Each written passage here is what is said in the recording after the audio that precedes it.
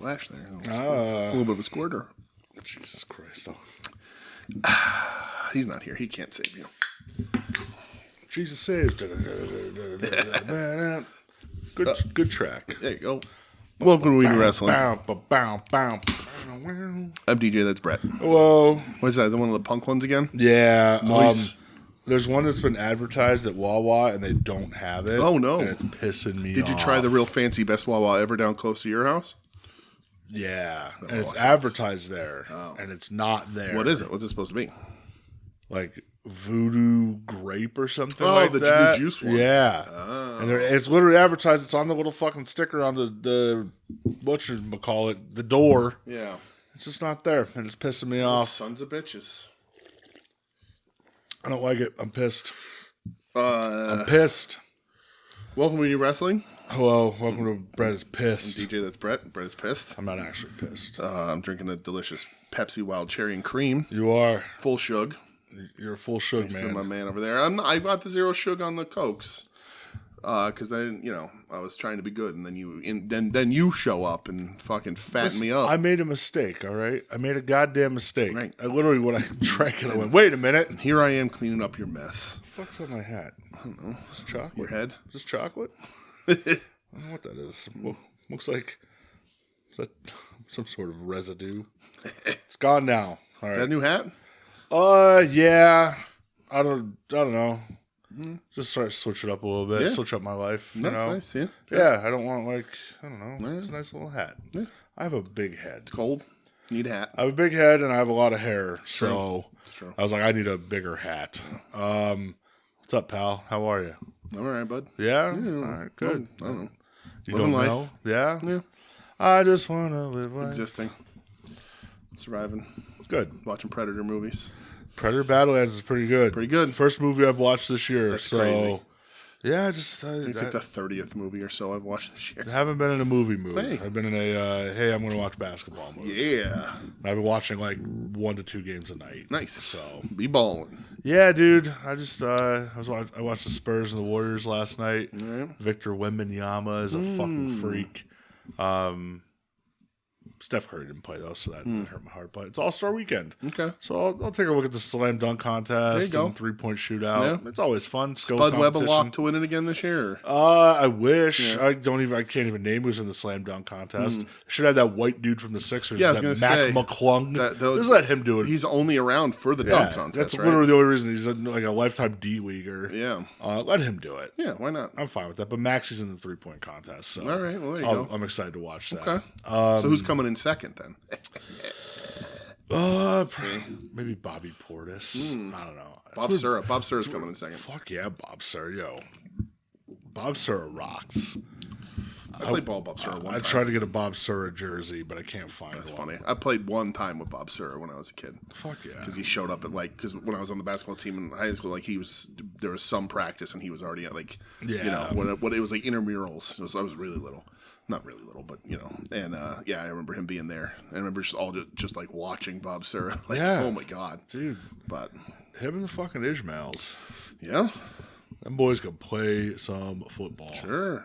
They're so good, Yeah. dude. If only Rocket could catch. He could return it. Sure could. Quadri could catch. Quadri could catch. He just wasn't as fast. He just wasn't as fast. It would have just combined the two, and you would have had one Right. of the best receivers ever, maybe. Yeah, the Rocket and the Missile. Dude. So, then there was the third brother, Suleiman. Suleiman. Yeah, the dud. Got arrested in Thailand for beating up a lady. Sure did. My dad actually knew their mom. Shout out to the Ishmaels. When I was a kid, I had them all autographed, all that stuff, because my dad, I don't know how, but who knows? Could have been a bunch of reasons, probably none of them good. Yep. But the Ishmaels, local legends. That's right. Did they all go? No. Quadri went to Syracuse. He was an Orange Man. Quadri was Syracuse. Rocket was Notre Dame. Yeah. Yeah. Yeah. Quadri played for the Vikings most. That's the only one I remember. I know he won a Super Bowl with the Ravens. Oh, did he? Okay. Yeah, when they beat the Giants with Dilfer. Yeah. How do you win a Super Bowl without a quarterback? Well, that happened. Yeah. Who the fuck didn't Ishmael get like Heisman votes, or he didn't win a Heisman? I don't know. He might have. That'd be I crazy. remember when he went to play for the Toronto Argonauts. He sure did. And the Raiders, I remember. He played for the Raiders, played for the Cowboys. I think he played for the I Panthers. would say Panthers too, I think. Yeah. Right? Played with our boy Kerry Collins. Mm-hmm. Shout out Kerry Collins. Yeah. The drunker he was, the better he was. True. If he didn't shave, if he showed up with an unshaven face, you were like, "Yep, he's in." He's going for 354 touchdowns. Yep. Oh my God, he played way longer than he should have. Yeah. All right, let's see. Rocket Rahib Ismail. Wow, he's 56 years old. That's crazy. Yeah. CFL from 91 to 92 and NFL after that. Yeah. I don't see. Nothing about a Heisman. He might have got some votes. Yeah. First team All American in 89. Unanimous All American Sports News Player of the Year in 90. Wow. Yeah. Walter Camp Award in 90. CFL All Star in 91. Okay, so he definitely Grey Cup MVP in 91. Grey Cup champion in 91. See? That's Canadian, CFL right? Super Bowl. Yeah. It's a Grey Cup. Yeah. Who do you play for? Toronto Argonauts? Toronto Argonauts. Let me see if I can get a Toronto Argonauts Rahib Ismail jersey. I used to have the whole card set. That would be... I had a bunch of CFL cards. Yeah. That'd be weird. I'm going to do it. I'm going to get a Quadri Ismail Baltimore Ravens jersey. Shout out Wilkes-Barre. And then I'll get a Mark Glowinski Colts jersey. He went to GAR. Yeah. Then there's a kid who played for the Bills right now, Connor McGovern. He went to Lehman. He was second in voting for the Heisman in 90. Second. I knew it. I knew he was close. Do you know who he lost to? 1990. Oh, my God. Give me the college. Nope. Can't do that. It'll give it away, which already gives it away. 1990? If I tell you the college, you know who it is. Because it's that obvious of a college. I don't know if I will. All right, you will. Brigham Young University. Oh, was it Ty Detmer? It's Ty Detmer. All right, yeah. There's only two quarterbacks that came out Ty of and Coy. That's it. Yeah. Then there's that bust Zach Wilson a couple years ago. Boy, did he fucking suck. So, Rocket, I didn't know this, was the projected first overall pick in the 1901 NFL draft, and he decided to go to the Canadian Football League instead. What a maniac. Yeah, that's insane. Ty Detmer, ugh. What a bum. Yep. Both Detmers played for the Eagles. Yeah, he went to Ishmael, born in Elizabeth, New Jersey, raised in Wilkes-Barre, Pennsylvania. Attended Elmer L. Myers Junior Senior High School.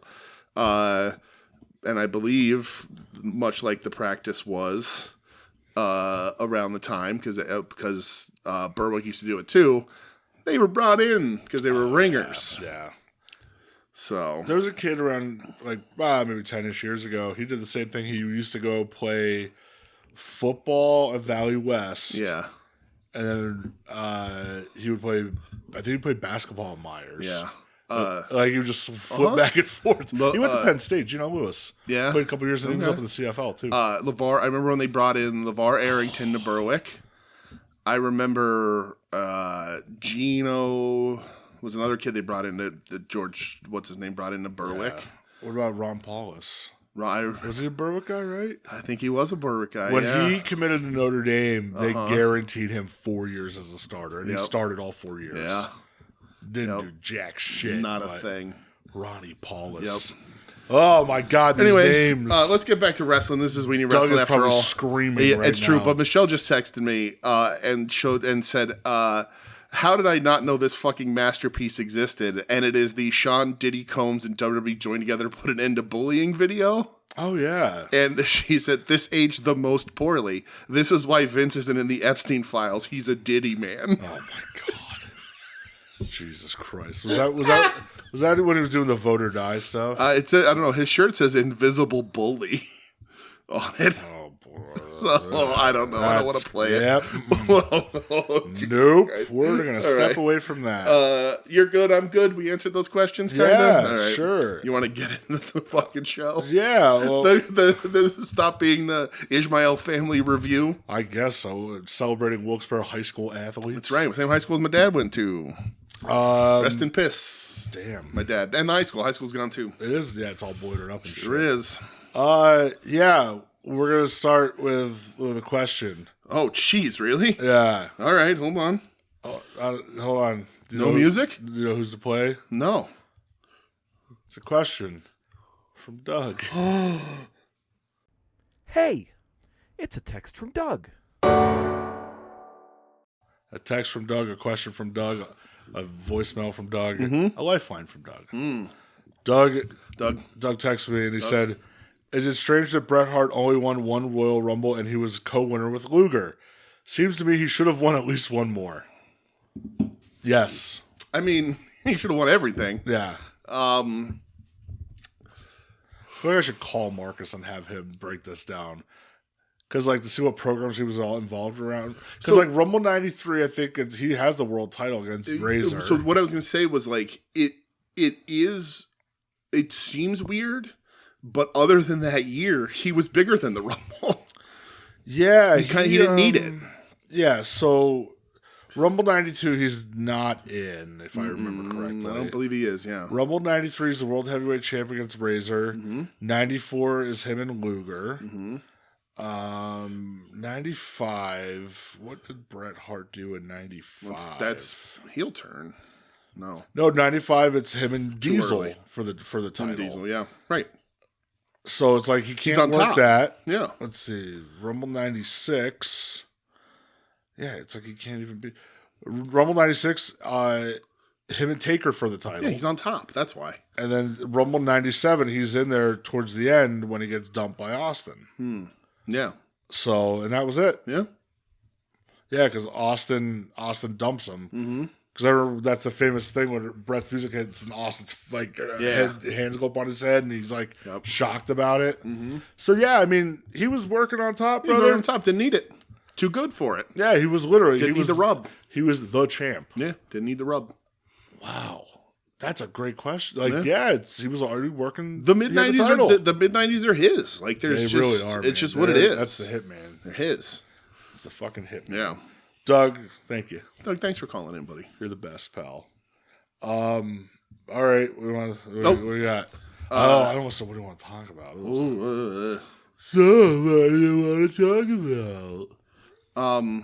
So a little bit of news. So there is a New Japan thing I want to talk about before I Google the news, because I found this to be really interesting. This is a Yota Tsuji interview. No, we could talk about this later, but I'm gonna put it up here because it's interesting. Because he did an interview and they asked him about the sort of the statuses of everything, how he feels about the AEW partnership. Did you see all this? By any chance? So I saw some of the things. I think he's making some really interesting points, and I think a lot of it is in character work because they're trying to establish something, but I think a lot of it is also real frustrations with the company because watch New Japan and see where they're at. But he says his dissatisfaction is with, because there's also a lot of miscommunications about people signing and not signing, and people had reported that Maloney didn't sign, but he did. Because he said I re-signed and people read it and thought he said resigned. Yeah, things are lost in translation. Yeah, things are just lost in translation. So there was a lot of weird stuff. People did leave, people didn't leave, people are leaving, people aren't leaving. Bad Luck Fale's wrestling for some reason. And but so Yota Tsuji's dissatisfaction, he says treating players like pawns at the mercy of AEW and easily sending them off to AEW. And I think, one, I want them to build a bit of a relationship so that Forbidden Doors matter again. I want them to have this public sort of adversarial response. Yeah. I think that's smart. I think that makes Forbidden Door more interesting. But when he says sending them off to AEW, I think that it is probably, and I don't know, but to me, that reads more like a stop letting people leave for AEW, not lending them, but stop letting people go there. Stop not paying them the money. To get them that's what I was going to say. That's your own problem, right? Exactly. And that's if there's another company that wants to pay you more full time, right? And you're probably going to work West dates. What are you going to do? Right. Yeah. And I kind of do agree with that. And so it was after so New Japan had a new beginning in Osaka a couple days ago. And I watched the Gabe Kidd interview backstage, and he's talking about, he's just last year I'm in the Tokyo Dome, one of the main matches against Kenny Omega, and I'm fighting for this place trying to put this place on my back. He goes, this year I'm in some 5-man match against the House of Torture. He's against United Empire, who we beat 2 years ago in a cage match. And he's just yeah, right. Part of him, okay, he's in character, but also, he's making a lot of sense here. And we kind of always talked about that with Gabe. it seemed like he had all the momentum, and then they didn't want to do much with him. They did the same thing they did to Zach, where they cooled Zach off after he got real hot. Yeah. But yeah, and then it says here, easily setting up title matches in AEW and handling them in a way that feels like cheapening them. So like I like that too. Like that's why the global title now has that new, the new sort of lease on life and what it's supposed to be is that like in Trenton when we go there, it's for the global title. Yeah, they're like the IWGP is for Japan. Yeah, it's for Japan only. And I like that. I'm completely fine with it. I like seeing that belt. It's cool. He's IWGP champion. He's gonna have it with him, but I'm just gonna want to jump the rail and steal it. But like that's cool. That's nice. Like, and that's the thing. Like, stop burning like what could be important matches just on a random AEW show. It says, in other words, it's a demand to stop the structure that treats players as if they're disposable. He also commonly addresses the comparison with WWE and says WWE is a model created on the streaming business.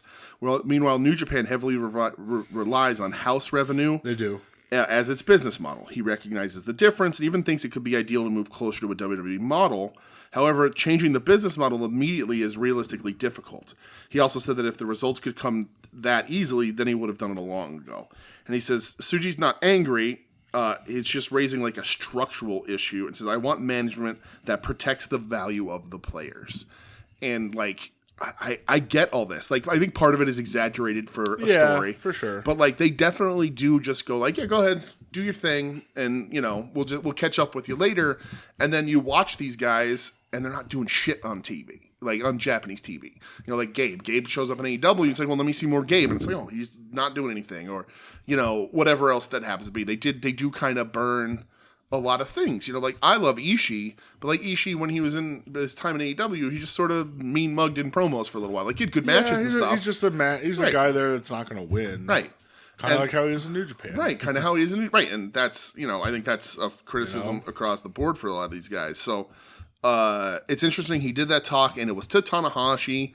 So, like, and I think part of it is also getting across the fact that, like, now that a wrestler is president, some of these wrestling problems are going to be changed. Like, it's not just calling a guy in a suit in the office and be like, Tanahashi understands and has been through those problems. Sure. So I like that. I like that they're getting at least semi-candid in these things about how to fix New Japan because we talk about it enough on here, like, I want them to fix New Japan. It's good. Yeah, and that's the thing. I think people are exaggerating a bit on like how bad it is. New Japan isn't bad. There are things that could be changed. Of course, and every company. Yeah. You know, I just don't think it's as terrible as people think it is. Yeah. I really don't. It's not. It's definitely better. It's better than it was even like a few years ago. Like they're starting to come back around. The young talent's starting to click, but like they were in some trouble for a little while. Not Noah trouble. Well, nobody's in Noah trouble. God. But yeah, so I liked that little thing there. I thought that was a nice little Yoda Tsuji thing. But no, I'll Google Pro Wrestling News. Boop a doop boop boo. I wonder what's going to crop up this week. I don't know. Let's see. MJF did an interview. He did with that actual robot, Chris Van Vliet. Well, this is from ProWrestling.net. I don't know, but it says MJF. I'd love CM Punk growing up. Now, if he was dying in front of me, I'd laugh. Yeah. Okay. He I didn't watch any of the interview, but I saw some quotes where he's like, pretty funny some of the stuff he says now. Like he kind of comes off hypocritical. And again, though, it's Max. You don't know what's in character, and I mean, there's the stories that like he really liked Punk, but then after the whole fight incident, he thought he was like a fucking goof. Who knows? I any interview he does, I'm never like putting stock into it. You know? Yeah. He said that how much interest was there from WWE, and he said a lot. Got a lot of nice calls from some nice folks that are high up on the chain.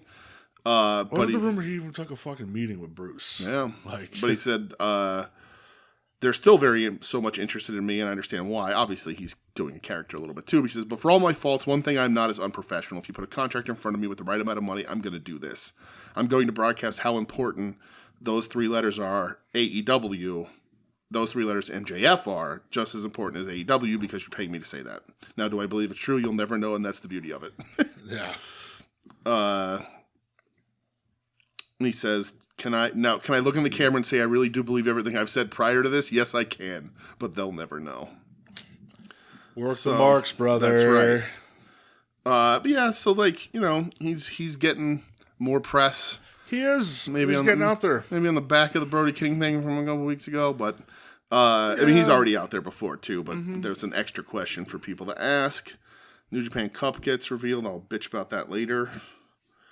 All right, so there's nothing else except for the fucking Brody King thing that Meltzer dropped today. Do we want to talk about that? Yeah, we could definitely talk about it. So I have it on good authority that At Odds with Wrestling may or may not be playing the clip. So go listen to it. I mean, Joe put it in the Discord. Yeah, I just don't know since it's been completely debunked if they'll play it or not. Yeah. But we've said this in the show, like, we don't listen to Meltzer. No. I never have. And here's the thing, like, I'm not a Meltzer hater. No, I understand his place I think in the world. He is very knowledgeable, a great historian. Yeah. But when you do stuff like you did today, like, you look like a fucking goof. Right. It is such a big hit to his credibility. And, here's the thing. This isn't like pro wrestler games. Like, this is like real world stuff. Exactly. Like, so if you don't know, he posted like just this morning, right? About, well, so it was on Observer Radio with him and Alvarez. Oh, okay. It was on the podcast. That's right. Where he talks about why Brody wasn't on the show last night. Saying that it was coming down from Warner Brothers Discovery, that they didn't want Brody there because of the stuff from last week with the fuck ice stuff, and and somehow, like, because Warner Brothers doesn't own AEW, but they're going to try and do this merger. They didn't want to piss people off. Yeah, they don't want to rock the boat. But AEW, I guess they're not. Oh, I don't know. It was all conjecture. He was just making shit up. Like, when I finally listened to the clip, I was like, it just sounds like he's speculating. Like, he's just riffing on, like, he saw that Brody wasn't there, and he said, oh, well, that's probably because of this, and that makes sense. Like, it's a believable story. Yeah. And, like, the thing is, it wasn't even like it didn't even come off like speculation, though. If you listen to the clip, it's like, he sounds very matter of fact. Right. And he mentions Warner Brothers, which came out to be bullshit because he didn't know that. Like, any of those things. So I saw a tweet from somebody online. I think Joe reposted it. From J Cup 2013. I like and admire Big Dave. I've always been a defender, and I still think he gets a lot of undeserved shit. But today was a massive fuck up. Yep. Massive. Yep. It happens, but maybe it's time to rethink approach. Yeah. And he's right. Right. I think he's 100% right. Yeah, I did do too. I'm not, like I said, I'm not a fucking Meltzer loyalist. I'm not, a defender. Yeah. But when you do shit like this, dude, like it's bad and it's harmful. Right. If he had said, like, and here's the thing, like, when I listened to it, like, I didn't think he had any, like, he didn't sound confident in any of the information. But then when he says Warner Brothers, you're like, oh, okay, then he heard it. Yeah. He's like, well, this is coming down from higher up, And so, like, when he says that, you're like, oh, okay. Because we know he has those connections. We know people could do that stuff. And then, so, like, that gave an air of reality to it. And it is a believable story. Like, if it happened, it wouldn't shock too many people.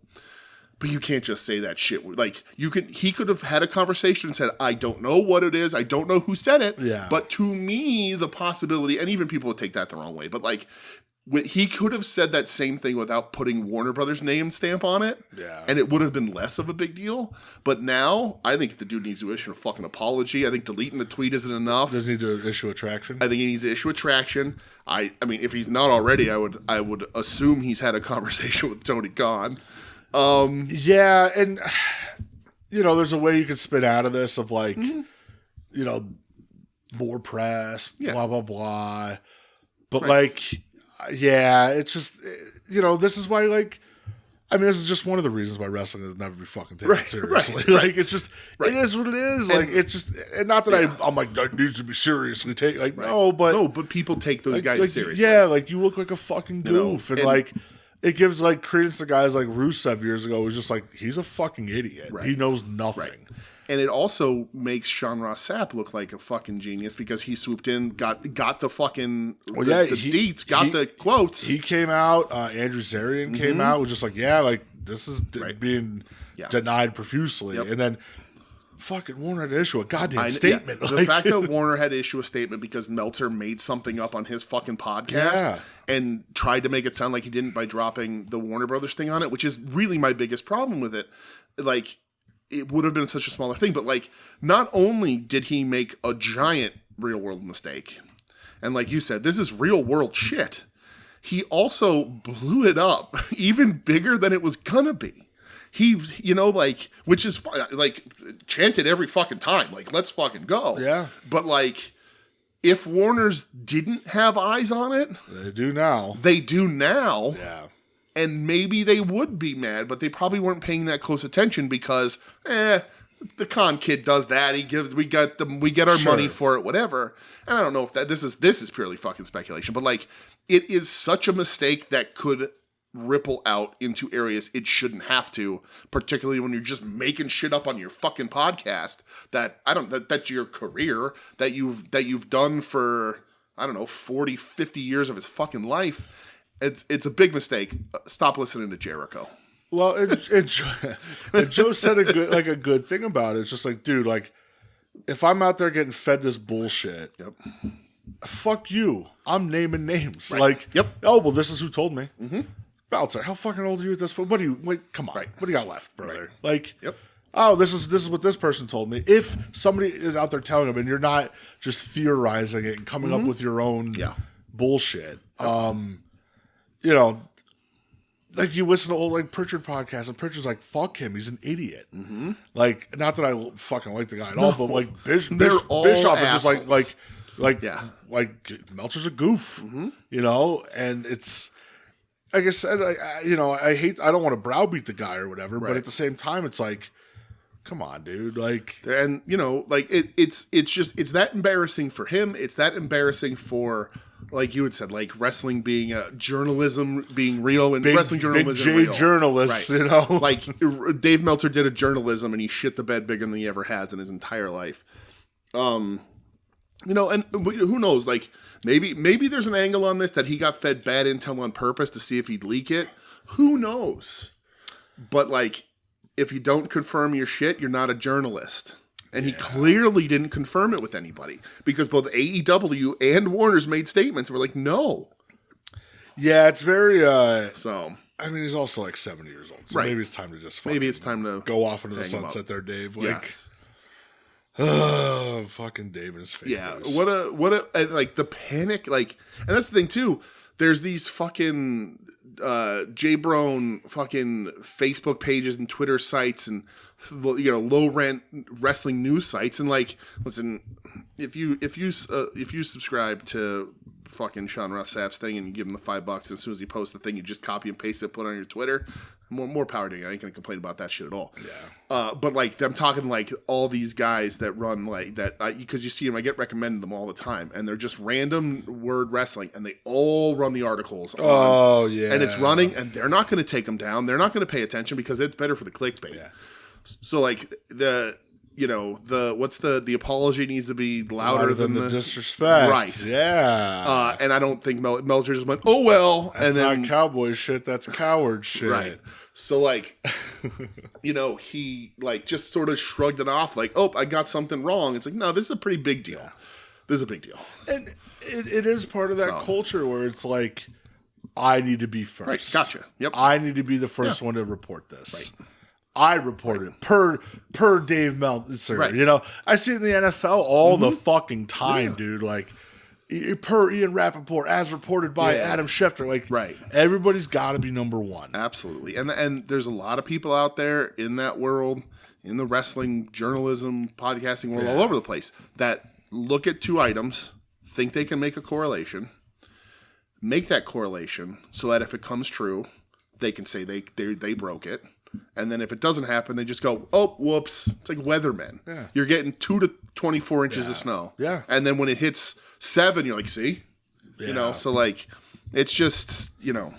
Based on rumor and innuendo. Right. You know, and that wrestling podcasting is about bullshitting and fantasy booking and fucking all, you know, what would I do with the pencil and all that shit. Sure. But like, when you're Meltzer and the guys like him, you got to be like Sean Ross Sapp did and check get confirmation from multiple sources before you spout off. Like, and this isn't like a, Royce Keys is going to WWE kind of news. This could have had big time implications, and it blew. It was the only thing going on this morning. Yeah, it really was. And then it just kind of died with a whimper. Yeah, that's because. Like you said, people actually checked with sources. Right. And that's important for everyone. Check your fucking sources. Yeah. Oh, Melts. Please. Oh, Melts. That's why the douche scale is better than the Meltzer scale. Straight up. Just be better, buddy. Be better. He should know better. He should know better. Yeah. But that's all I had for news. That's it. I'm good with that. All right, let's talk about some wrestling that we... Yes, that's what we're here for. Wrestling. To oh, shit. On Saturday in our beautiful Dunmore, Pennsylvania... Seek Pro Wrestling. Brett. I like your steaks. Dunmore. Or Dummyville, as Mikey Every Night kept calling it. Oh, Mikey Every Night. We had a rough night, kid. He got a 1-2 and couldn't handle it. He did not. Still really like that dude. He did not know. He's a bright spot of those Seek shows. He is. He's fun. But yeah. He got 1-2'd. That was awesome. The end of that one. Had a lot of fun. Always fun at Seek. Very honestly, it's always a ton of fun. You, myself, and what equated to basically like the whole fucking Hart family with the Sposto family being there. Jesus Christ. Yep. 48 of them. Yeah, there was enough for them to be the Hart family and all of the I thought they were going to run in the ring like the end of Canadian Stampede at one point. Yeah. No, they were all... Dude, I love just like looking over and just like... Joe's little nephew is so fucking funny, and just how fired up he gets, and he got to lay a chop on Mikey Every Night, and he was just so fired up, dude. When he slapped his dad's hand. Oh, dude. Yeah. He got the goggles from Don Freeze. Yep. He got an elbow pad from Isaiah Prince. Yep. Picked up by Big Dan too. Yeah. That video of that kid walloping Mikey every night. Holy shit. Did Joe see that? I don't even know. I don't know. Dude. I gotta send it to him if he didn't. Joe, let me know if he didn't see that. That kid smacked the shit out of him. Popped him right in the face. Yeah. Even Dan's like, oh, Dan's fuck. like, oh, shit. Didn't expect that. Yeah. Well, for context, so Dan Champion's facing Mikey Every Night. Mikey Every Night's a little Weasley guy. The first time we ever saw him, he came out and told everybody it was birthday, and then we sang happy birthday to him. He's like, it's not my birthday, you idiots. Yeah. Which was very funny. And he's like the hockey like shit heel. Like he's good at it, except he just he met his match by me and another guy, but that's fine. Another dude crushed him. I just set it up. The other dude annihilated him. He had a bad comeback for me. He had no comeback for that other dude. No, that was bad. It was bad. It was a rough showing. He's got to do better. But I still do like him. He's a lot of fun. Yeah, Mikey's still a lot of fun, but like you can't just go, not how that works. That's very funny. Right. Like the guy was sitting next to his wife. Just go after the lady. Like just say, oh yeah, whatever. But so Dan's doing the thing, has him outside, has him like not full Nelson, but like underhooked. Yeah. And he's like take them all around so the kids can chop them. And he goes to the first kid, and the kid just from downstairs, just a fucking a knuckle dragger, man. Pops Mikey Every Night in the face. Yeah. And Dan's like mouth opens, like, oh shit. Yeah. Thankfully, it was like a 7-year-old, but like that kid swung for the fences, just not understanding the concept. It was awesome. It was intense. Yeah, the entire Sposto clan group, family tree, pretty much was there, all fired up. It was very weird that the one kid kept waving a Canadian flag. That was weird. And his other nephew kept stroking his long pointed goatee, but it's odd. Joe kept referring to him as the Rhino. Yes, it's very weird. Yeah, and who names one of their kids Bruce? That's bizarre. But Smith Sposto. Keith is a fireman. But, Seek rules. We generally have a good time. 5-6 matches every time. On a high school gym, the way wrestling is meant to be done. I'm going to say something. Okay. Hey, Seek. Yeah. No female representation on the show. Very true. What happened? What are we doing? Well, I'd love to know what happened there. What are we doing? Yeah, I agree. You have a certain female that you've been bringing in who's been getting huge reactions. Yep. A little girl wanted to make a sign for her. Kids wearing the shirts. Wore Erica shirts. Mm-hmm. Why is Erica Lee not there? Yep. And listen, it may just be a booking thing. I don't know. But I was very like, hey, there's not a single female wrestler on the show. Correct. There's 5 matches. Yes. There's multiple people in these matches. There's a 4-way, a tag match, a triple threat. Like, I agree. It's a great point. Have a little representation, man. And goes a long way. They added a match from what they normally run and didn't have a goes women's match. A long way. Just throwing that out there. You know, there's so much talent out there. You're bringing in the people from Buffalo, all that. Puff also on the show. Puff, another big merch mover at these shows for them. But yeah, that's a great point. Thought about the other day. Yeah, because I was thinking, I was like, Erica, we should be on these shows. Absolutely. And she's in fact But then when I saw not homegrown, but no female nothing, just a referee, show. Yeah, who had stickers. Yeah, it ain't cutting it. I agree. Got to do better. Great point. Do better. There's plenty of talent out there that you could bring in. Yeah. Again, I don't want to knock you, but like show is still great, but that's the biggest knock is do better on that. Absolutely. Yep. And like Erica's been at, I think, all the shows, most of them anyway. Yeah, maybe one or two she hasn't. But she's at the first one, I think, right? Like, yeah, I don't think she worked like the Commander Cup show. Yeah, the one that we missed. And this show recently, right? So she's been there since you started. It's been a year. She's established there. Yeah. There are people wearing shirts. Yeah, people wanted to make signs. Right. Like so, yeah. But. Yeah, so fucking fix that. Yep. But I like watching Isaiah Prince. I like watching Mr. Fancy. I like the Hairline Fracture. They're a lot of fun. A tag match was pretty good between Hairline Fracture and Fallout Theory. I would like to see Hairline Fracture versus Gummy Boar. That'd be cool. Let's make it happen. Yeah, let's make it happen. In Seek. Yeah. Make up for it. Hey, Jackie Miskell. Yeah, Jackie. Hop into my line, brother. That's right. I could maybe help. Maybe able to get you certain emails. We'll figure it out. I'll be a booking agent there. For Mr. Pig. That'd be cool because Hairline Fracture is funny. It's a team of bald guys that do a bunch of like backbreakers and stuff, stretchy moves. That was a fun match. But they're bald. It was a very fun match. Yeah. So yeah, it was cool. Don Freeze looked cool, and like we see Cubes, yeah, all the time. He's there, and some of these guys. The hair guy is cool. Some of these guys are going to be working the Shout out Pro Anniversario show. Mm-hmm. So it's good to see them in like these little places. Mm-hmm. Go to Philly, see them in a little bit of a bigger crowd. And I've recognized some faces at the Seek show that we've seen in Philly at shows. They're you can do that, and people will understand who you're bringing in. They'll have fandom, all that kind of stuff. Yeah. Seek, you're doing good stuff. It's been a year. Things can improve, but you got some talent there. They're good, solid matches for the most part. And I know for sure we're seeing Don Freeze in Philly at the Power Pro. Yeah. I don't know anybody else, but Isaiah Prince is a big powerhouse dude. Yeah. I'd like to see him sort of hoss it up with a bit more established Haas guy. So I'd like to see him pull the tights up over his belly button because I want everybody to look like Tenru. Ain't nothing wrong with that. But yeah, Seek's always fun. If you're in the Dunmore area, why? But if you're going to Drinker Street Pizza, I don't blame you. There you go. Great chicken wing bites. But go check out Seek when they run. The next show is March maybe, yeah. where they're doing a Rumble. They haven't announced the official date yet, which you probably should. Yep. But yeah, it's going to be in March. So you can get pizza at the show for like $2. Yeah, get a slice of Benny's. It's got American burnt cheese on it, and that's fucking stupid. But that's I almost took the 2 slices just sitting there at the end, but I was like, no, we're going to eat afterwards. Right, because you're not even going to eat that pizza for free. That's why. Well, I don't mind it. Ugh. See, you would hate like Andy's Pizza. Yeah, probably. Where is that? Oh God, what's the fucking name? Is it? No, it starts with a P. My friends are gonna kill me if they ever hear this. I don't know where it is. It's by Valley View High School. I think. I don't know. I'm off of it. Okay. All right. Don't put American cheese on pizza, people. Just don't do it. Why, you want to go to Altoona style? No. Or it's just a cold slice of American cheese. No, but I did see there's a place in Scranton that cranks out Detroit style, apparently. Is it that Mutant Brewing? Maybe. I saw that. Yeah. I like Detroit style. We got a lot of places we got to go. We got to go. I was looking up for places in Trenton to eat already. Oh, yeah? 1911 Smokehouse looks pretty good. All right, let's do it. Barbecue. Okay.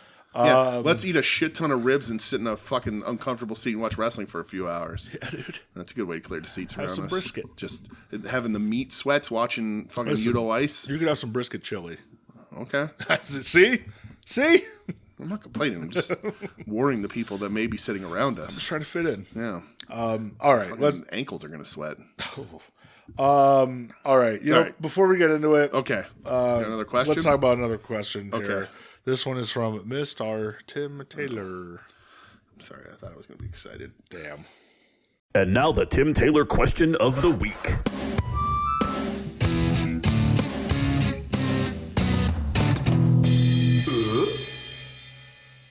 Tim, let me be honest with you really quick.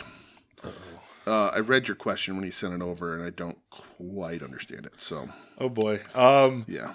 So, before I asked this, or before I asked the question, so I recorded an episode of Kincannon Hit My Music this week with Tim. Nice. It'll be coming out in the future. I'm not going to say the topic or whatever. Okay.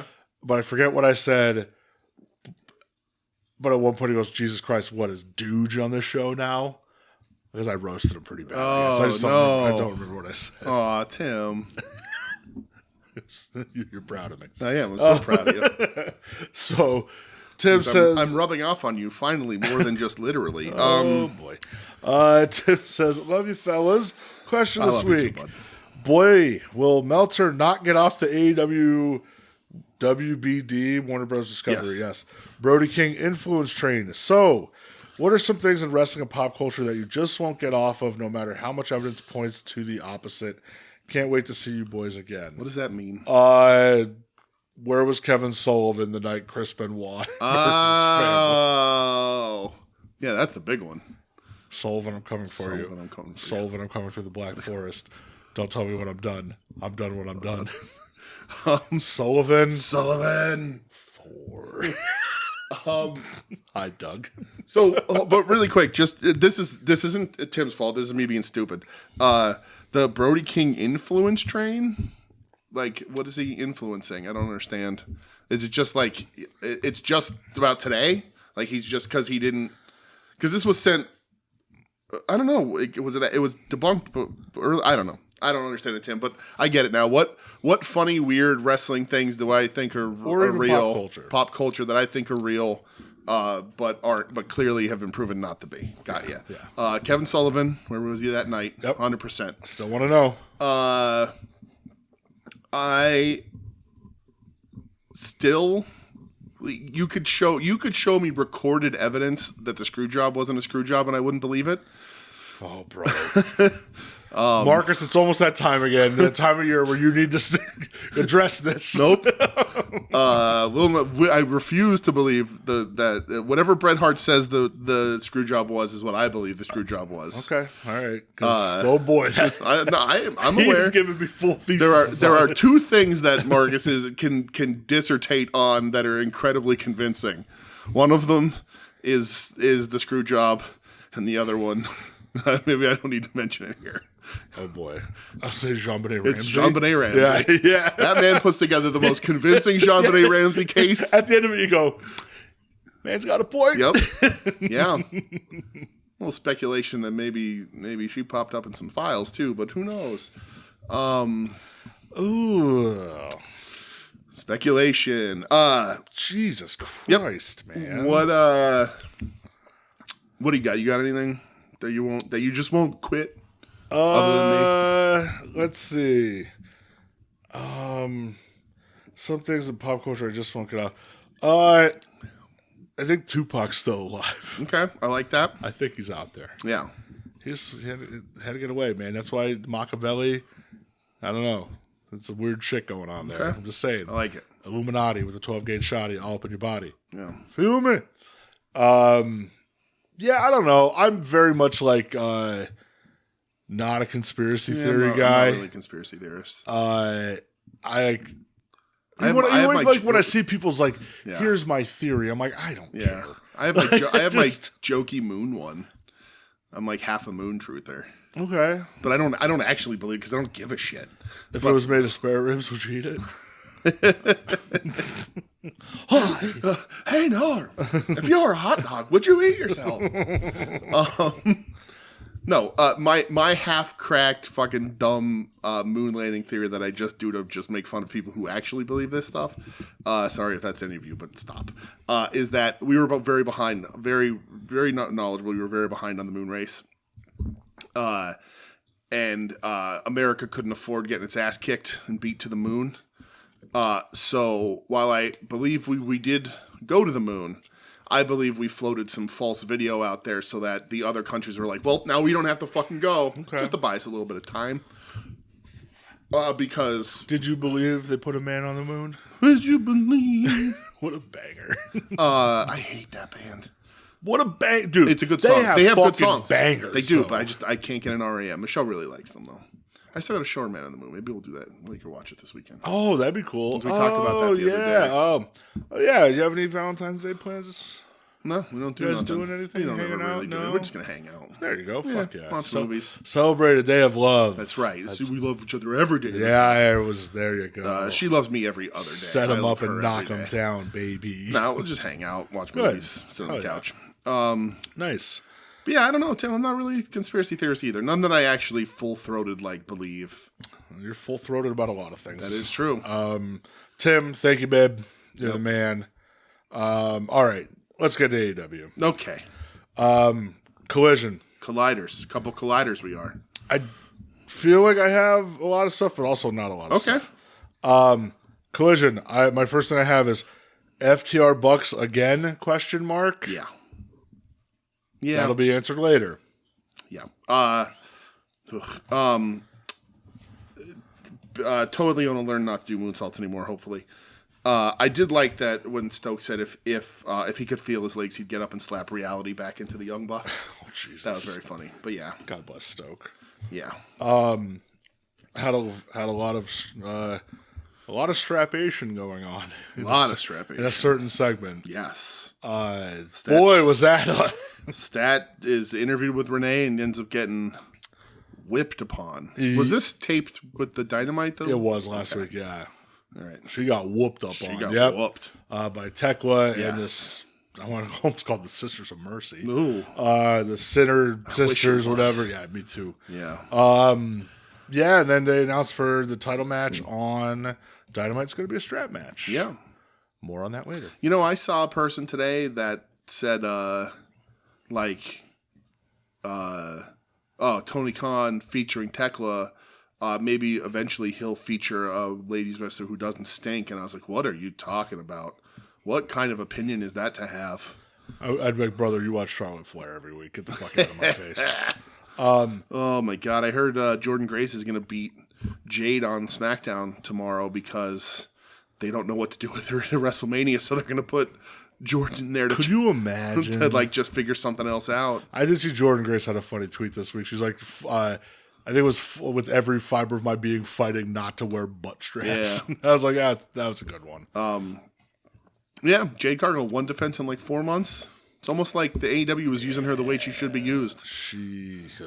Yep. Hook is the new leader of the Ops, huh? Who cares? How's Shibata feel about that? Right? That's boy, what a dead act. Yeah. So Hook gets to tell Shibata what to do. Yeah, dude. Very weird. Very bizarre. Hook can't cut a promo. No. He'd be another guy. And listen, I know your loyalty to Taz. Mm-hmm. He'd be another guy though when things are coming around for contract talks. I think I'd let him.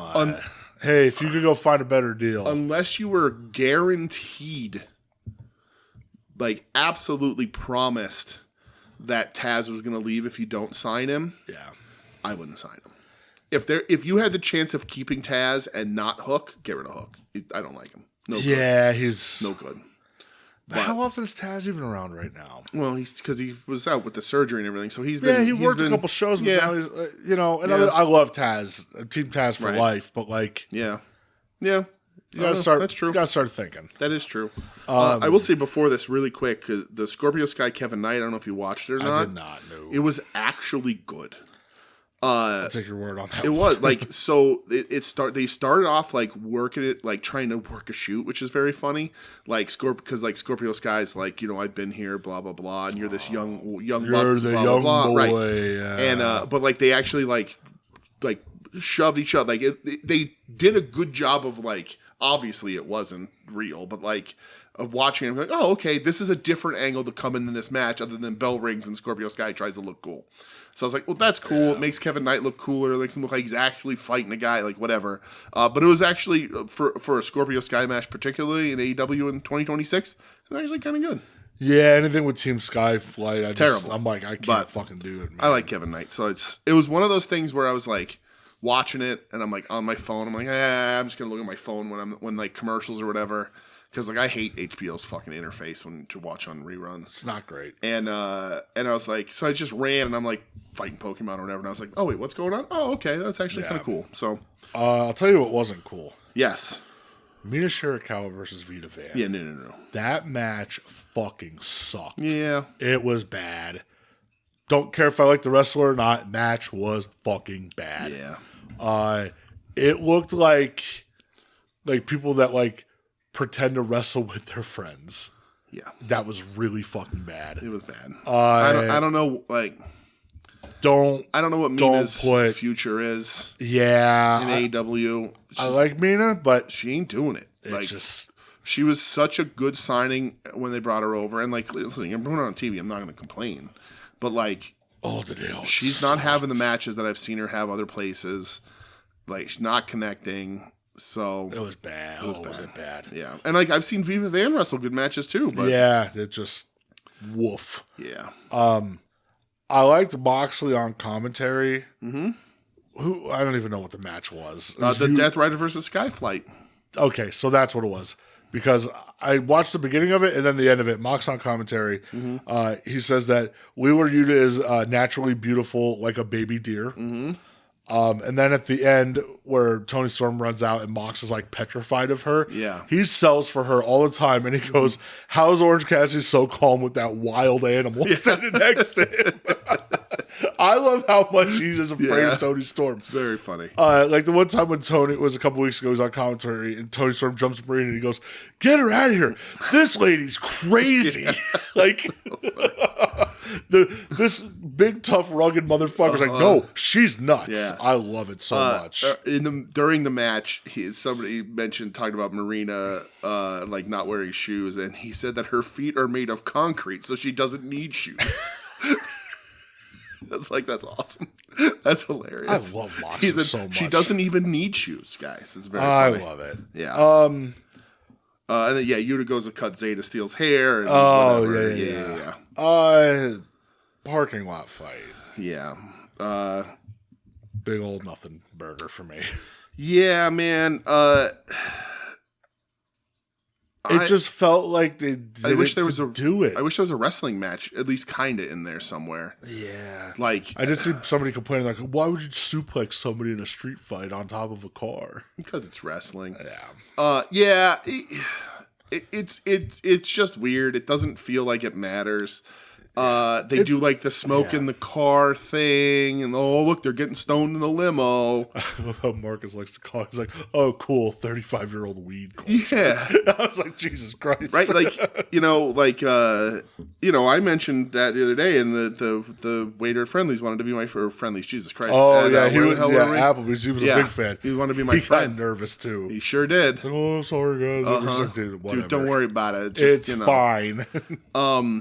But, like, they did the point where, like, they open the door and the smoke's coming out, and you're like, oh, ha, ha, ha. And then Wentz walks in front of the camera, breaks the fourth wall and shrugs. And I'm like, okay, we're good here. I don't need this. This is a TNA act. This doesn't work for me here, brother. Yeah, dude. But, like, the going through the windshield stuff is fine. Lots of glass breaking. We get triple color. But, yeah, you know what the highlight of this match is? Very honestly, Isla Dawn. Yes. We talked about it last week, the week before. She's special. And I was like, when she comes out, like when she wrestles, the presentation is already there. She's in WWE. Yeah. But like, she has the gear. She's got the makeup looks good. She's got the full gear that looks TV ready and good. She's a special lady. And then she came out in this, and I was just like, Jesus. Special lady. So. Yeah, though, it's like, okay, look at the past parking lot brawls. You had. Well, fucking best friends. The best friends versus Ortiz, which was so good, awesome, so good. You had Chuck Taylor's last match against Trent. Like, there's history really there, and it's just like, and then this happened, and you're just like, it's just. I said it last week. I go, this does fucking nothing for me, and I watched it, and I go, this does nothing. Like, I just don't care. Mm-hmm. I hate that, but I think that's a bad spot. It is. When you just don't care. Yes, it's worse than hating it, honestly. Yeah, that was, so I had put this on, and I fell asleep. I didn't watch the main event. And then I was like, well, I'll watch the main. I woke up, I was like, oh, I'm falling asleep. All right, I'll watch the main event tomorrow, and shut off, went to bed. And then the next day, I opened up my notes app, and I was like, oh, I don't have any notes on the parking lot brawl. That's weird. Did I sleep through the whole fucking thing? Mm-hmm. I was like, I don't remember. I must have slept through it. I'll put it on again. And I put it on again, and I was like, no. Yeah, just... Oh, we got all the notes it needed. Yeah. I don't know, man. Yeah, I don't know. I don't know what they're doing. I don't get it. But you can't put anything that comes out of this program on a fucking pay-per-view. There's nothing. This is it's an AEW dark feud, honestly. I think that it's an AEW dark feud. This shouldn't even be collision worthy. No, it's like it's nothing. And it stinks because I love Eddie, but and there's also nothing there. Right, we got Eddie and Ortiz back together, and we'll talk about where the tag divisions they're not even in it's it's bad. Yep. Main event, though, for the TNT title, triple threat, Claudio versus Roddy Strong versus Tommaso Ciampa. I enjoyed this quite a bit. Thought this was very good. I like Claudio wearing the Death Rider's Lucha Libre mask when it comes out. Thought that's pretty cool. I could watch Claudio and Roddy work forever, I think. Yes. They work so good together.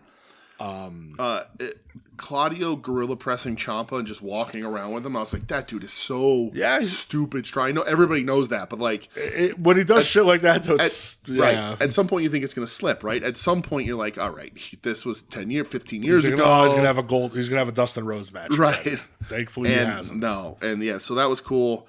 And I will say this, I don't, not necessarily attraction, but Ciampa's knee at the end of this looked awesome. Really, really liked it. So last week I was like, you got to use the knee again. And I do kind of agree. A lot of people are doubling up moves a lot on these shows. But he didn't set it up like a V-trigger like he did the week before. This was an out of nowhere awesome thing. Yeah. Which is how he should use it. So yeah, I thought this was love the finish. Really liked the match. Yeah, I agree. Which Kyle Fletcher comes out on stage at the end and just kind of him and Ciampa, and you think, all right, here it goes, and sure enough, it gets announced for Dynamite. How does it feel to know you'll never fill my shoes? Dude, more on this later. Yep. Dynamite. More on this right now. I loved the Kenny Swerve promo at the beginning of the show. Loved it. Two grown men. Mm-hmm. Fuck it. You want to fight? Let's fight. Yeah. Oh my God, it was so good.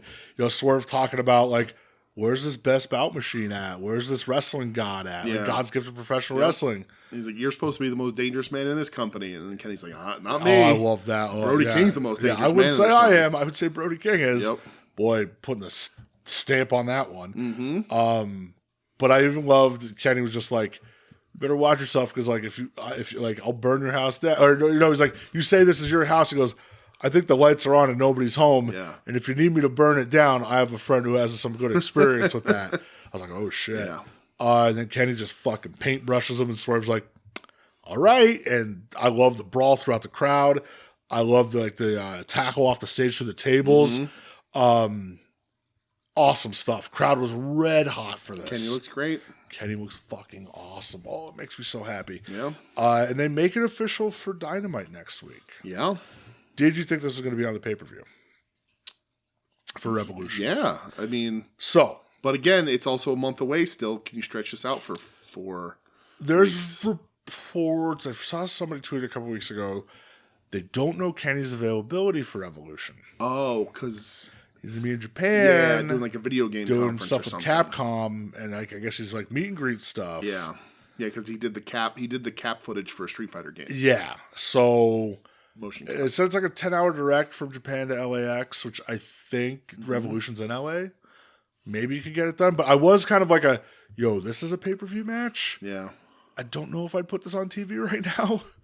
So, yeah. Right. To my knowledge, I don't think they've wrestled in AEW. I don't think they have. Not like a program like this. Now, listen, can you run it back with higher stakes at the Absolutely. Because I think it's just... I don't know. I don't think it's a lights out or anything. I don't think so. Go lights out of the paper. Yeah, do something like that. Yeah. You know, that'd be a lot of fun. Yeah, I think if he has that commitment to Japan, I think you put that on TV just in case it doesn't work out. And because, like, you can't promise it and then it not happen at the pay-per-view. So, like, I think when you're a week out, you'll know if they'll be able to do it. But you can't hold off until a week out and then say, oh, we can't do it. Yeah, it's hard. You know, it's almost like when your champions aren't on TV before a big show in Australia because they're the ones who have to make sure they're in Australia before everyone else, because if the show doesn't have the champions on it, the show can't happen. Well, it will happen, but it'll happen way less. Sure. So maybe you send your champions or your challengers just half a day early or so. There's gonna be other champions on that show. That's true. Worked last night. Come on, brother. Yeah, that's true. But no, I love this. I thought this was such a fucking awesome segment. Yes.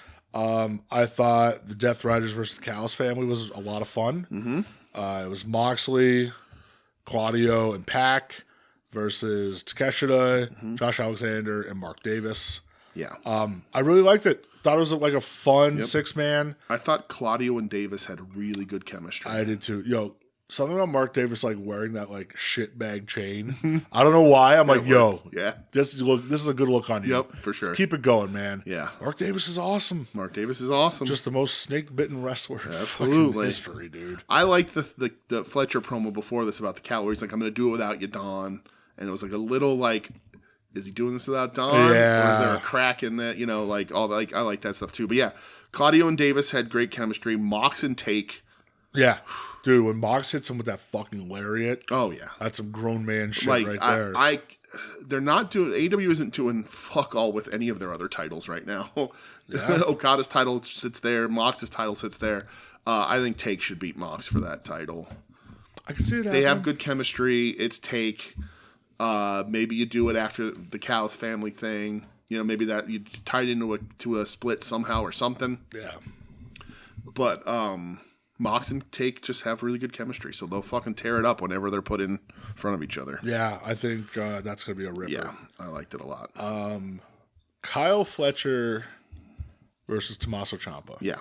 I mean, you can kind of sort of just end the show here, really. For the TNT title, hey, pal. Yeah. I have now added another match to my end of the year list. I have not put it officially on there. I think from what I've seen it rated on the internet, it is underrated. It's rocked. Fucking straight up rocked. Ripped. Yep. Yeah. How do you feel about them putting the title on Fletcher? So, listen, last week, the week before, whatever, I've been harping about intrigue issues in AEW and, you know, will they, won't they on certain matches. And then we got Andrade beating Kenny and, you know, I was like, all right, cool. Yeah. You know, like that's all I wanted. They, you know, it was feeling a little stale, but it did not feel like those were going to happen. And Andrade kind of reset the table on all that for me. I never, like, and I had a lot of hesitation on this match because, like I said to you, like, Fletcher's just going to drop back down the card to face the TNT title and fucking lose. Mm-hmm. Like, that doesn't make any sense to me. And, like, nowhere in my brain did I think that Tony Khan was going to bring in Ciampa and have him have an 11-day fucking title run. Yeah.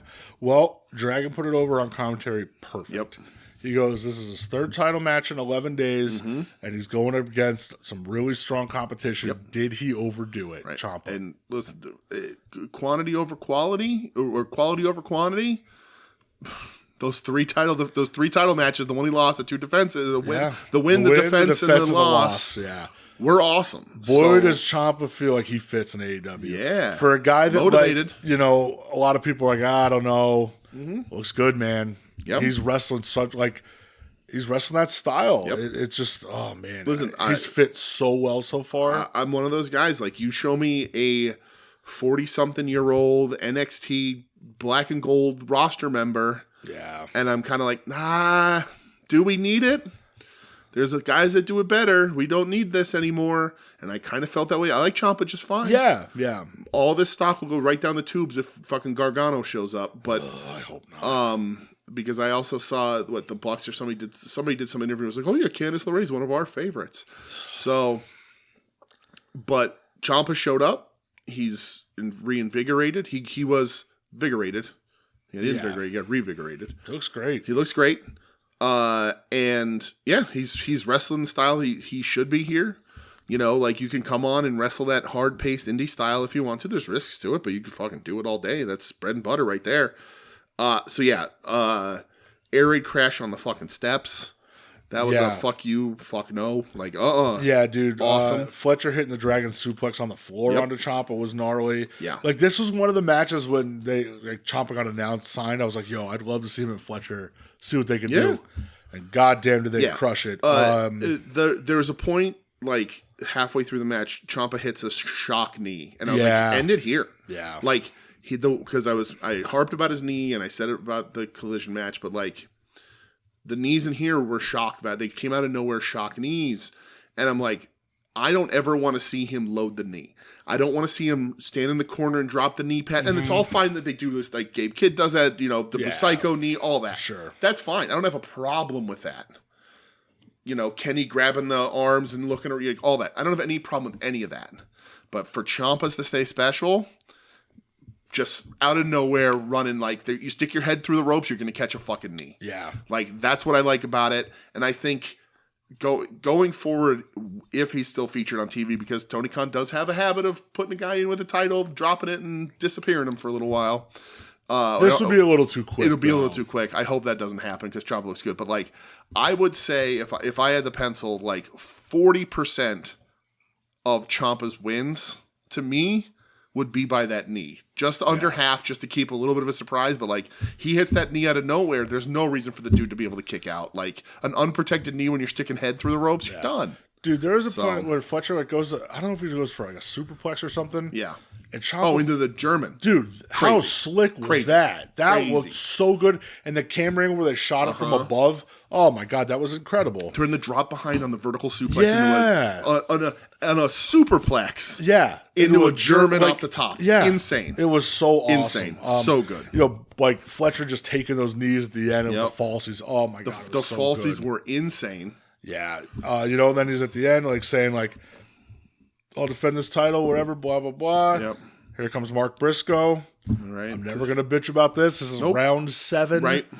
And Fletcher's like, fuck it, ladder match. It's funny that Ciampa 3 matches ago beat Briscoe for the title, and now Briscoe's challenging again. Fletcher's going to get a great match and a big win in his home country. Hometown, I think even. Fucking better. He should. Yeah. So that kid is every time he wrestles, we end up texting each other about it. Yeah, it's just I can't believe how good just he is. might actually be the best.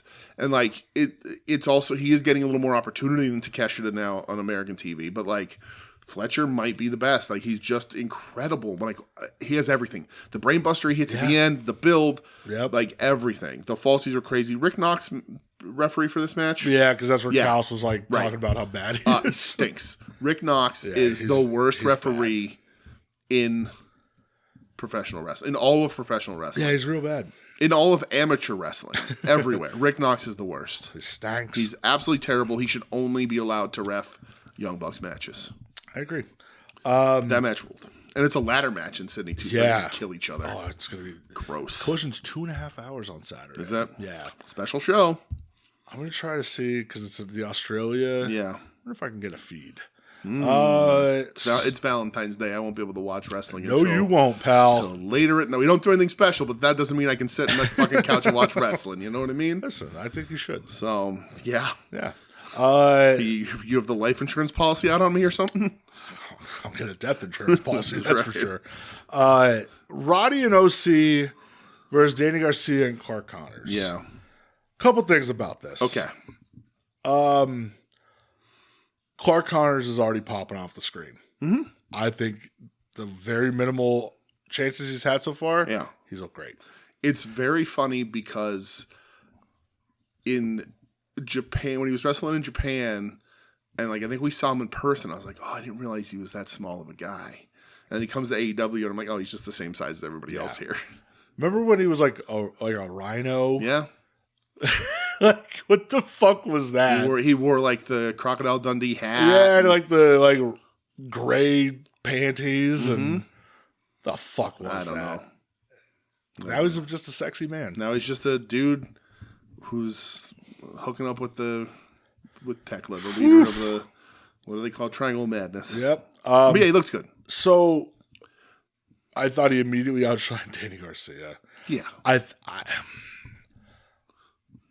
don't want to be done with Danny Garcia. Well, you might not have a choice. I feel like I'm done with Danny Garcia. I think he's had enough opportunity. Doesn't mean he can't turn it back around, but I'm not going to wait anymore. No, and I always think of Marcus's analogy. I open up the fridge. I saw what's in the refrigerator. Why am I going to close it and open it up again 2 seconds later? I know what's in there. Right. Nothing's changed. Right. I'm sick of waiting for it to be different. Yeah. So Roddy walking out on OC. Yeah. Seen a lot of people online just be like, yeah, no shit he's going to walk out on him. Mm-hmm. OC's trying to shave his wife's head. That's right. Do you think that they incorporate that into the story? I would. Or do you think it's just going to be like I never said I'm part of this. You assumed I'm part of this. I mean, that's sort of his thing the whole time was that I'm not a member of the conglomeration. I'm only here because Kyle's here. He wears his Paragon gear. He does, yeah. And like Kyle a couple weeks ago, remember when he was going up against, or when Roddy's going to go up against Claudio? Yeah. He's just like, like stick with these guys and all this stuff. And I do wonder if they do like, you're trying to shave my wife's head. Yeah. Why the fuck am I going to be your friend? Yeah, I don't know. To be like, even if like Roddy wants to get serious, she's like, cut the bullshit. You know this is my wife. Yeah. Like it's tough, right? Because like Roddy, do you cross that line? Right, that's what I'm saying. They never acknowledge it on television. No, they get the wink and the nod. Of course, wink and nod's always there. And, but granted, they're already established on TV as characters and regular wrestlers, so it's a little easier.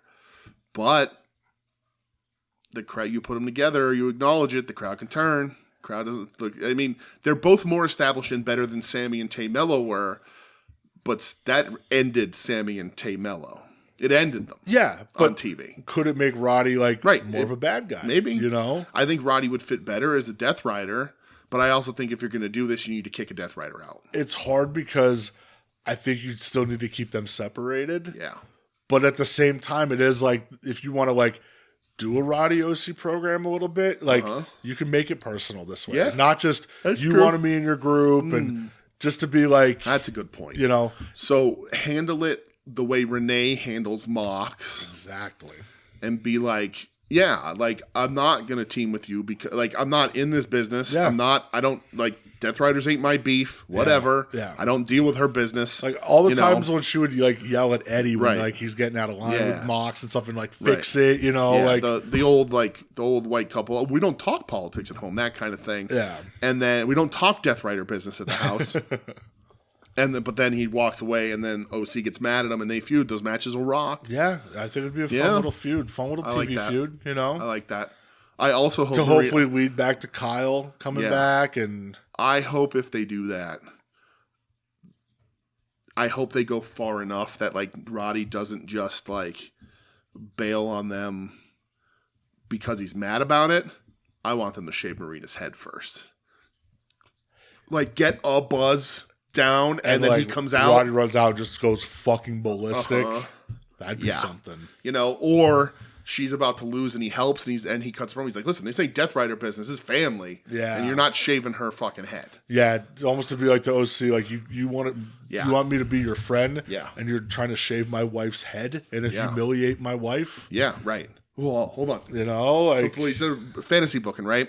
So it's whoever pins gets the head shaved. Marina's going to lose. Roddy makes the save. Yuta ends up losing, gets his head shaved, and that turns Yuta on the Death Riders because he's like, why am I the one that has to do, gets upset because he's always he's always the whipping boy and all that. And see, I think but it's tough because I think Yuta's going to be perfect selling it. I think so too. Yeah. Could you do a thing where OC accidentally pins Marina? Right. And then Marina's having to sit there to get her head shaved, and Roddy just beats the shit out of him. Because my brain doesn't work. It's Hitman Piper, the shoulders pin, right? Or no? The roll back and the guy who thinks he's pinning isn't. Who's that? It's Hitman and I don't know. Not off the top of my Brains. head. It's a very famous finish. He kicks off the corner and rolls Oh backwards. yeah. It's Piper Brett. It's from Piper. WrestleMania. Yeah. Do that. That could be like a like Marina has OC in a choke. He rolls back. And she doesn't realize she's being pinned, and that's something like that. Yeah, because but if they do go far enough where like Roddy is going to join the Death Riders, which I hope they don't do, but if they do need to cut someone, and I hope it's not Garcia. I don't see. It's like I don't even know. But I don't think they will add him. But. I don't think he even needs to join the Death Riders. No, I don't think so either. But I don't think you could add another Death Rider without losing one. Yeah, just to be like, hey, like I'm not an idiot. I've seen what you've been doing these past weeks. You're trying to humiliate my wife. Right. Yeah. Like now you gotta pay. Well, so look at Juice Robinson, Fred Rosser from New Japan. Right. Yeah. Right. So, Rosser ends up getting booed because Juice is like, keep my wife's name out of your fucking mouth. Yeah. That's awesome. And everybody's cheering yeah. Oh, Juice. You're a bad guy. Yeah. So they clearly really like and are hitting a little bit of pay dirt with OC, Tony, mixed tag. 100%, yeah. Right? So you don't want to break that up. No. So logic would say that Yuta gets out and it's Roddy and Marina versus, because what other mixed tag can they do right now? So you don't want that off TV. They did announce on the house show down there they're doing down there in Australia as well. It's going to be Moxley and Marina versus Tony and OC. Okay. So yeah. Don't know. Interesting. I'm excited to see it, though. For sure. For sure. But, lots of places they can go. I loved Darby kidnapping Clark Connors in this match. Mm-hmm. The angle was so fucking good. He just snatched him. It was so good. Tony's promo was just, of course, amazing. She's the best. She's number one. Yeah. And then fucking Mina getting her hair snipped. I loved you. It's just like, you think this is a joke. Mm-hmm. Like, this isn't a joke. Right. Bring her out. She's just getting choked out. Wheeler's the one who snips it too, like does the whole blow her hair. Her very natural hot pink hair. Yeah, totally hers. Yep. Did you see her tweet about it? Yeah, she's like, this is bullshit. Yeah. I like that they taught Mina how to curse in English. It's awesome. Yeah. Or at least the person who does her social media. Same guy that does Bob Holly's social media. Oh, boy. I know Mina's like not like a great act right now. Yeah, I wish she was better. A heel turn. I think they're working to heel turn her. That's where I think my brain was going. I think she's gonna be like, we were together and now OC's like we were a couple. Now you're saying OC's your she's husband. Always been the jealous like of OC since he's coming around and you get Mina, you reset Mina and get Mina in a ring with somebody she's comfortable with, has history with, and can walk her through it if she needs to. Her Tony. I would even say to Tony, like, Tony, I'm your friend, but all I do is get hurt being your friend. Right. Every time I'm around you. Show clips from the Blood and Guts match. Her just getting fucking whipped and choked out. Right. Show her getting her hair snipped now. Like, yeah, and now you're saying OC's your couple. Yeah. Like, why am I here then? What am I supposed to do? Like, Yeah, there's different ways you could spin out. See that clip of Jada Parker not jumping on for Blake Monroe's fucking suplex? I did. Yeah, she spiked herself. The old Performance Center failed D1 athletes. Yep. Main event.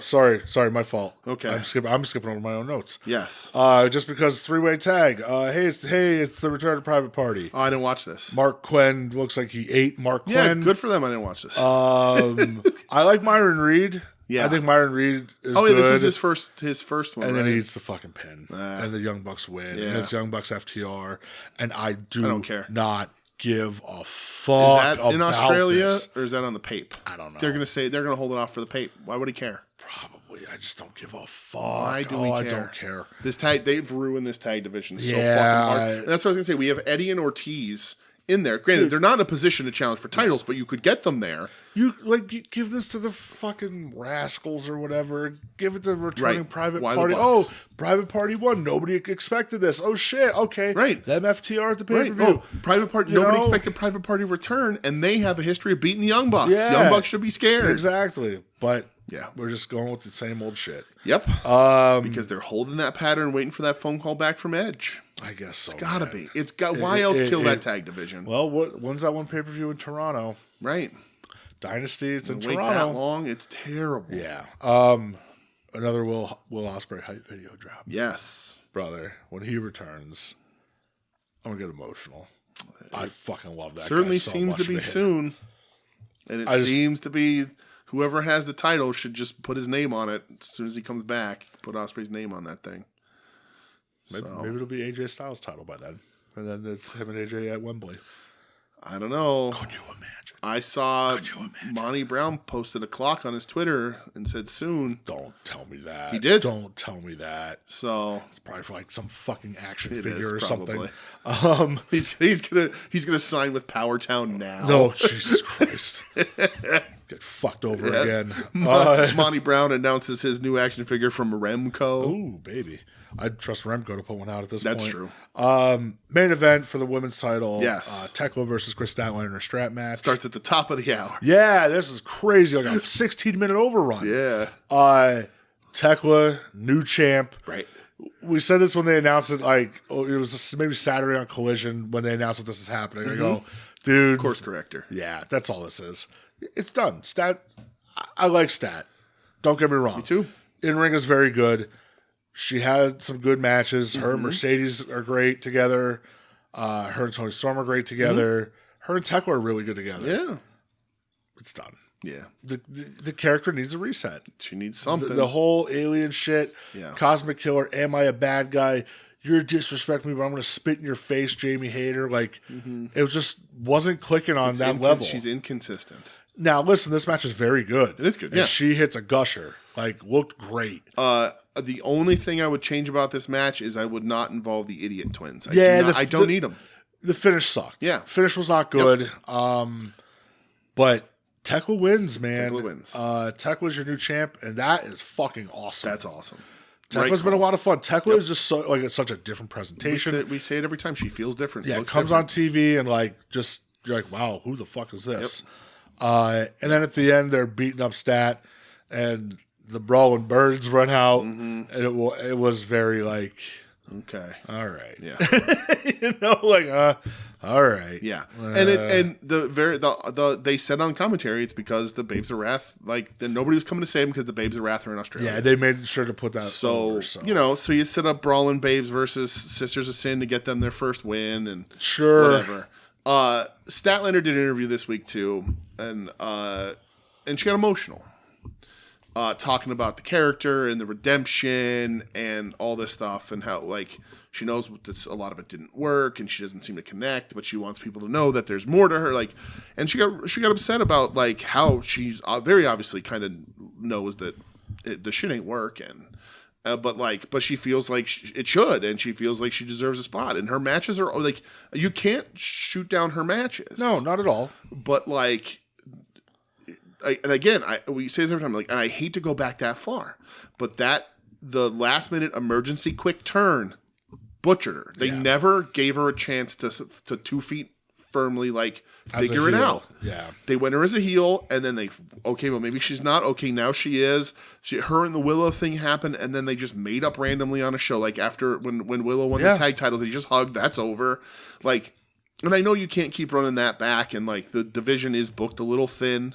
What if tag belts? They're cool, but do you need them? That's an argument for another day. But it wasn't working. And it was so painfully obvious that I think her losing is a better thing for her than maybe she realizes. Maybe a lot of people realize. A lot of people were like, "This is Tony Khan failed her." It's the book. I saw people say that she's really great, but the scripted promos she's getting aren't good. And I'm like, you don't understand how AEW works. Yeah. She's getting told where to go, where to go with the story with the promo, sure, but you're just points. but you go out and do your thing. And I think she doesn't know what she's supposed to be or wants to be. She dresses like she's in Dune, but that didn't land with anybody. Yeah, the Cosmic Killer stuff doesn't nobody make sense. Cares. My favorite iteration of hers when she was doing that More Than a Woman stuff. Yeah. I was like, yo, fuck yeah. Right. This is good. Yep. You're not an alien anymore. Don't be an alien. You're just this powerhouse, kind of shit kicker. Big stat daddy. Yeah. Right.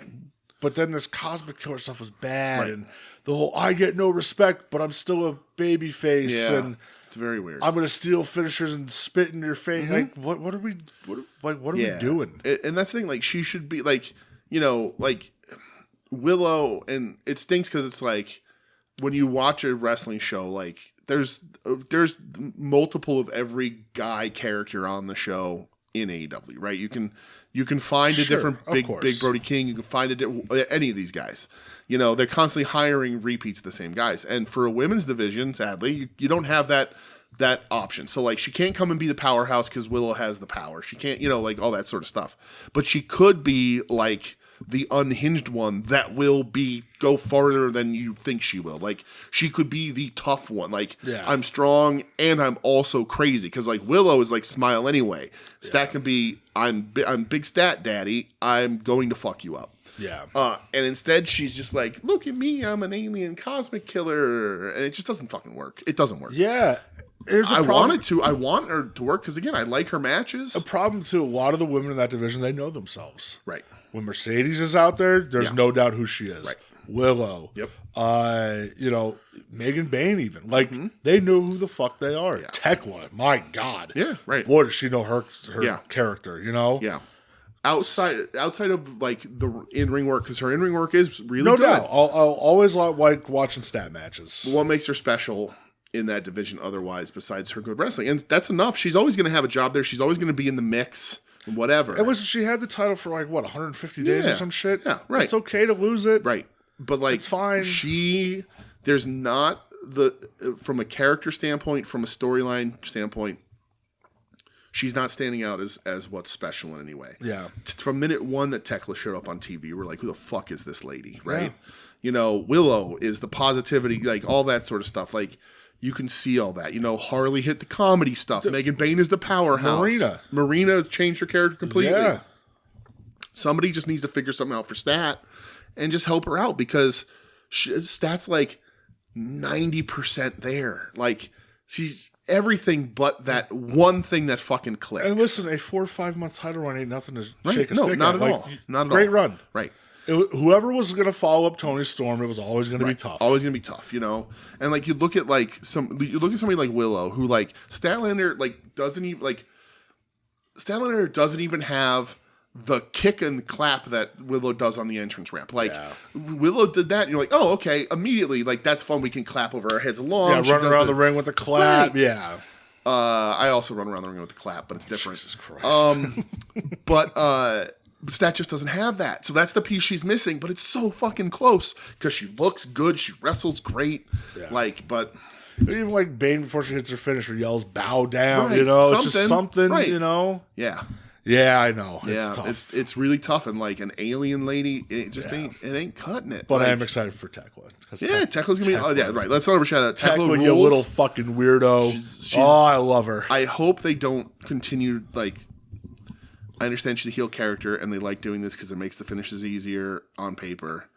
Don't stop using the idiot twins. I can't do it. Yeah, I can't do it. They should. I do not want a hate or House of Torture situation here. Yeah. They can back her up. They can make sure they're there for muscle. But like, if you have Tekla win with their help every time, it's going to soften Tekla, and Tekla rules. Yeah. So stop that.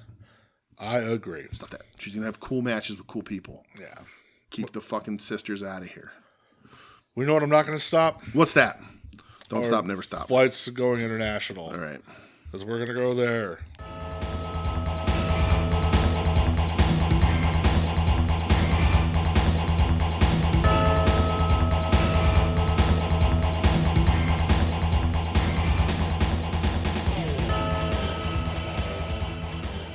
We made it. Where did we make it? Oh, shit. Where did we make it? I should have looked at that before we got on the fucking plane. CMLL. Let's go to Mexico first. Yeah. We do the short flight first. We flew down to Mexico City. Went to Arena, Mexico for CMLL. That's right. I watched... I'm so happy that you watched this. So I watched 2 matches. Me too. On the show. Okay. Did you also ask Jess, and Jess told you what 2 matches to watch? Jess just said, hey, watch these. Oh, okay. So one I knew I was going to watch. Okay. The other one I couldn't find the link to the tag match, so I was like, "Hey Jess, you got this?" Yeah. And then Jess always comes through. Shout out Jess, and Jess was like, "Watch this other match too." So I'm assuming we both started with Captain Suicida versus Utani. Yes. I thought from Super Viernes from last week, their Friday show. I thought the opening with Captain Suicida doing like the running dive into the ring, getting caught and hit with the Styles Clash. Immediately, I'd be like 1, 2, 3. This is done. The first move in this match should have been. Styles I was Clash. like that. Like if that was later in the match, that's the finish. Yeah. Shout out Captain Suicida. His entrance theme is the opener of this show because it rocks. Oh fuck yeah! Yeah, I don't even remember what it was. It was awesome. I'll play it for you. You're gonna love it. Captain Suicida also hitting Utani with the one arm hooked Styles Clash. Oh my god! Yep. Where I'm like, dude, my shoulder would just pop out when I hit. Yep. Admittedly, I don't know much about either of these. Me either. I looked up Utani. He's 26. Okay. He's from Japan. Yeah. No, like just freelance guy. Okay. Yeah, it was a fun little. I liked sprint. it. I liked it. It was a like lot. 11 minutes. Yeah. Yeah. I liked it a ton. I really liked the spot where Utani gets thrown the outside and Captain Suicida goes to do a dive and the ref stands to count. Oh yeah, and yeah. he's like, "Why?" And he yells at the ref. And then, like towards the end of the match, the same thing happens, and Suicida just jumps over the ref's head. I like that as a callback. I wonder if that ref is a Rudo. Oh, that was really cool. I thought this was a ton of fun. Utani wins with a frog splash. But like, as far as like singles, like lucha stuff, fast paced, cool moves. Yeah, this was cool.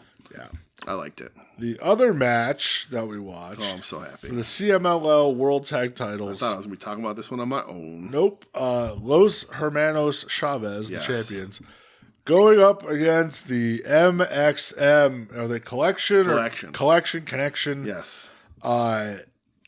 Easily the best MXM match I've ever had. For sure. Easily. For sure. Now, we talked a lot about Meltzer, and this match got some attention because Meltzer freaked out about it online.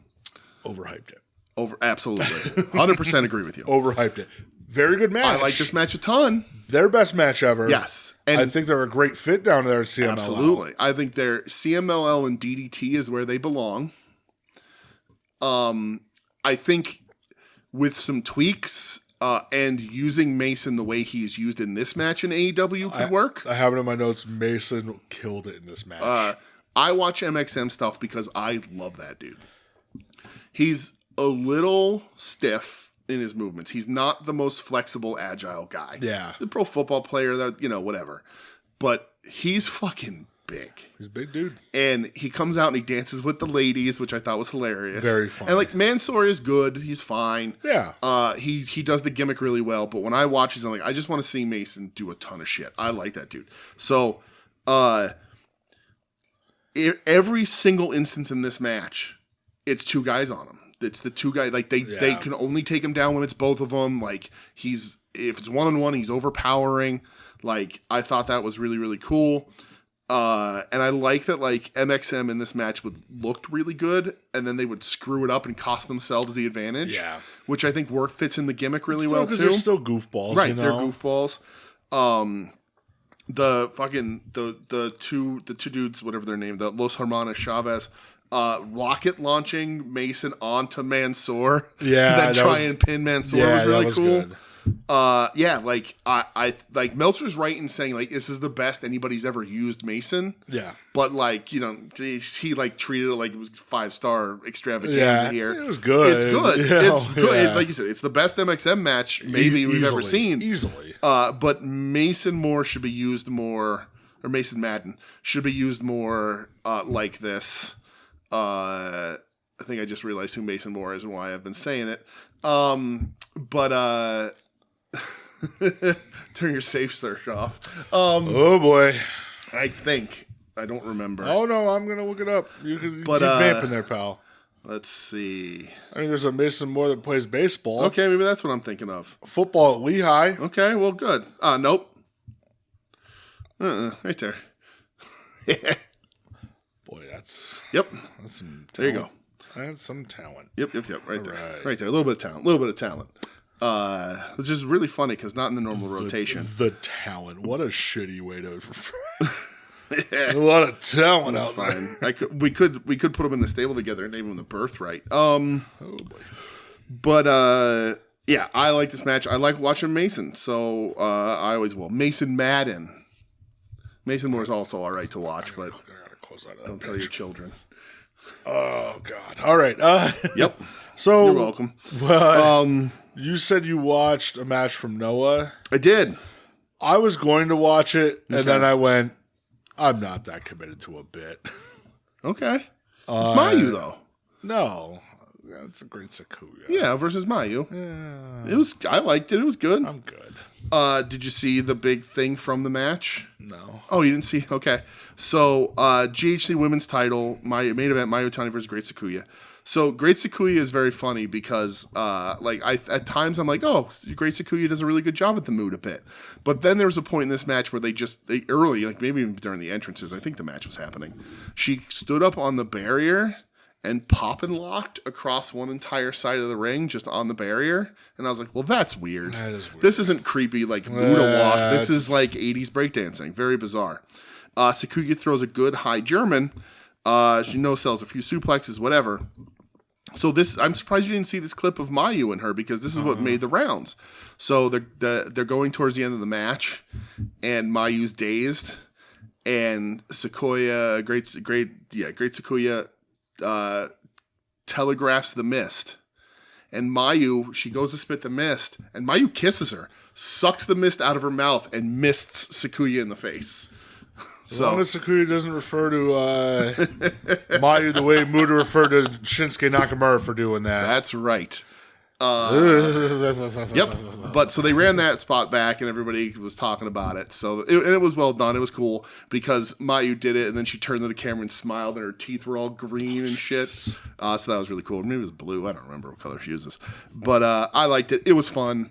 I only watched this because I saw that spot, and I was like, oh, I like fun missed play. So. Doug. That's where we're at, and I've devolved this show. I'm sorry. But that's it for Noah. Where do you want to go next? What do we have? Do we have any? Oh, wait, we got 2 left. 2. Let's see. I watched. Well, let's talk. I don't know. Or do you want to do Ed's question? Let's do New Japan. Okay. I watched More Than You. You did. So really quick. So you watched more than me. Yeah. I might have watched more than you, but I have less to talk about because New Beginning in Osaka, it was a very weird show. Yeah. Hiromu Takahashi, this was his send-off. Yeah, I didn't watch that match. It seemingly feels like David Finley's send-off. Except for Trenton. Drew Maloney said, nope, fuck that, I'm staying. Yep. Andrade beats Gabe Kidd. Right, that match was not very good. I don't know what Gabe's doing because he has a little promo backstage afterwards, what I mentioned before, where he's like, it's hard doing this because I love wrestling. He goes, but I don't have a home. Right. Yeah. Weird vibes around the show. So we looked at this card last week and we're like, okay, there's probably 3 matches on here that are going to be worth it. But yeah, very weird for Hiromu leaving, Yuto Ice crying, all that kind of stuff. Yuto Ice crying killed me. That motherfucker don't cry for nothing. No. Andrade Gabe Kidd was okay. It was okay. The best thing about it, and honestly, I think in a honest to God, diamond cutter kind of in a diamond cutter kind of way, Andrade's surprise back elbow is maybe the truest out of nowhere move in professional wrestling right now. Yeah. And he could legitimate hit that at any time and you wouldn't see it coming. It's insane. Yeah. Great timing on it. Great timing. Thank God Chris Jericho snap taught him on how it. to do that. Absolutely. But otherwise there ain't nothing in that match. It's cool that Andrade won. I had a feeling he was going to. Yeah, because the winner of this goes on to face Tsuji in New Jersey. Yeah, right. So, oh boy, we get to see Andrade up close. Again. Might not be able to contain myself. That's right. We saw him pretty close when we saw them in Bethlehem. Yeah, but now he likes... That's true. Now he likes steroids and fucking. Right. That's true. So, he's going to run through New Jersey. So, before that, I also watched the Never Openweight 6-man tag team title match. Bishamon and Oleg Bolton versus TMDK. The severely bruised Hartley Jackson. Oh, yeah. Rohei Oiwa and Zack Sabre Jr. Did you watch this at all? I watched it. I thought it was okay. I liked it a lot, actually. Right. I liked the continuation of Oleg and Hartley just running at each other. Yeah. That was fun. I liked Yoshihashi taking a beating. Always. That was nice. I think there was it had enough big Haas stiff stuff, Zack Sabre Jr. being a dick, and good time Bishamon parties. Oleg Bolton is moving up my ranks of guys to watch. I think he's impressive and fun. This thing got like a 7 on Cage Match. I think that's a little, for me, underrated. I liked it a little more than that. Not much more, but a little more. I just thought it was a fun trios kind of thing, and like trios and tag, which we're going to talk about in a second, are kind of what New Japan are doing right now. Better than at least better than anybody else is. Which is such a crazy turnaround from where they were. Dude, those were non-existent divisions. Right. Well, I mean, in November, we were like, we're not watching a fucking tag league. And then we slowly creeped in because there was good stuff. Like now, if tag league happened in a month, I'd be like, this is going to be a great fucking tag league. But not going to happen. But the main event, the Knockout Brothers, Oscar and Yuto fucking Ice. This was the co-main event. Oh, yeah, I didn't watch the main event. Fuck no. No way. You ain't going to have me sit and watch Jake Lee 20-pluser? Yeah. Not me, fam. So, like I said, main event. Yeah. Apparently, that match was also really bad. Dude, I'm not even going to give it the time of day. They had Walker Stewart trying to do damage control on Twitter about it. Oh, really? Yeah. He was like, I saw him say a thing. He was like, we were so close to having a title, a champion who did like Fortnite dances. It worked for Noah. Maybe it can work here. And I'm like, nope. Fuck off. Nope. Jake Lee stinks. But anyway, shitty Shota Umino and Yuya Yamura versus the Knockout Brothers. Listen, when the Knockout Brothers came to the ring, and Yuto Ice ain't playing fucking games. When he's on the ramp, he rips the sweatshirt off, throws the belt down, and beelines for the ring. I was like, dude, like, this guy's the man. Really good. Oscar's growing a beard too, and he looks a lot better. Oh, I didn't notice. Is he growing a little bit of a beard? He's got like the little, like the chin. Okay. Yeah, he looks good. I didn't notice because he spent most of this match on his fucking back, dude. But I loved it. Yeah, I thought he took a DDT on the floor. I know. You're supposed to fucking do that. It's funny. Every like tease or like falsy, like convincing ones were all on Oscar because nobody's gonna buy that either. That you ain't putting down Yuto Ice. No. Yuto Ice is crazy. So this match, again, another great match with these two teams. Yeah. They have fantastic chemistry. Absolutely. Anytime Yuto Ice and Yuya Yamura are in the ring, I'm like, oh, this is going to devolve into a real fist fight. Absolutely. Boy, did this crowd hate Shota Umino. Oh, did they fucking hate him. You know what? As they should. Anytime he got in the ring, they were booing the shit out of him. Yep. Which on commentary, they tried to cover. They're like, listen, in front of this crowd in Osaka, if you don't know yourself, they're not going to buy you. They're even talking about like, oh, well, they're doing their promos in separate rooms together, like Yuya and Shooter, and they're like, they don't have the chemistry. You're not going to beat these guys. No, they're good as a tag team, but Shooter's not the answer here. Yeah, and fucking New Japan Cup putting him against Chase Owens with the bye for Yujiro. Like, what are we doing? I thought the finishing sequence down the stretch, like the last 5 minutes, was excellent. Awesome, yes. Oscar selling his ass off. Like, for sure. For a big guy, you don't always have to do that. You can kind of veto some shit, but taking like the Dragon Suplex, a Lariat combo, but ain't nobody Yuto Ice. Big up. No, I mean, stay high. They revitalized the tag division in a few months. It's really kind of crazy. I have here, like, it's crazy how good the tag division is in New Japan because of them. They came in and flipped the fucker on its head. Yep. And it's just unbelievable. Yeah. And having fucking like these guys in there. And like Oiwa with Sabre and stuff revitalized like Bishamon. Now Bishamon has new competition, so they can be out there kicking ass. Like, dude, like fucking Knockout Bros versus Drill and Shingo. Yeah, that's gonna rock. Yeah, like that's gonna be so good when that happens. Yuto Ice and Shingo might actually kill each other. It's true. It's like there's matchups I want to see, and it's insane because the tag division's just been so fucking dead for years, and like for a long time. Knockout Bros just came in, and dude, they even talk about it on commentary. They're like, the Knockout Bros have completely lapped the generation before them. Yeah, with like Shooter, Yuya. Now, not gonna say Tsuji. Ren Narita, who's the new neverweight champ because he beat Aaron Wolf in 2 minutes. So stupid. And he's the leader of House of Torture. Yeah, he's the leader now. Oh, cool. Great. I also saw that Doki is wrestling Master Wato for the junior title. Oh, you tuned in? No. Oh, you know? No? You're not going to go live on Instagram and watch it? No. It'd be very funny if you did. Go live just to watch that match at like 4 o'clock in the fucking morning. I can't. Hey, everybody. It's DJ. I'm watching Doki versus Master Wato. I can't because... Says, all right, bye, everyone. I can't because... It's so fucking funny. I think he's still fucking great. Master Wato is still in Taguchi, Japan, and I can't. I have to be loyal to my teammates. Okay, wear a mask when you do it. That's okay. That'll work. Do that in a voice changer. You'll be all right. All right. I'll wear. Who's this guy on at 4 o'clock in the morning on Instagram Live watching Master Wato versus Doki? And I don't even show you the match. I just hold the phone in front of my face while I'm watching it, and I don't say anything because I'm alone by myself and trying not to wake my wife up. So you hear in the background just the phone's here, and I'm just miserable, shaking my head the whole fucking time. I don't know why the thought of that is so funny to me. Just imagine some fucker scrolling Instagram. Hey, what's this guy doing? What the fuck? I don't even know when it is. Oh, my God. Oh. Couldn't even tell you. That is so funny. Terrible shit. Is it this weekend? I don't know. I can't because Fantastica is starting.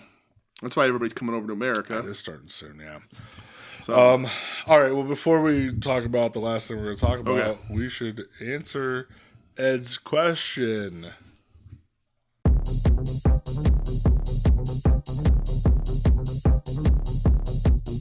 이제 이번 주에 에드 코드 질문입니다.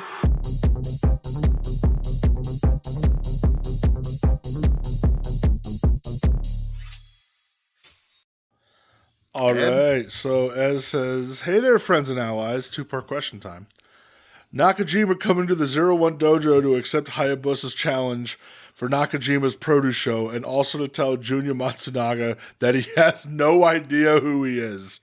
Is my dude back? Is Katsuhiko Nakajima back? Yes, I'll say he's back. All right. Yeah, 100%.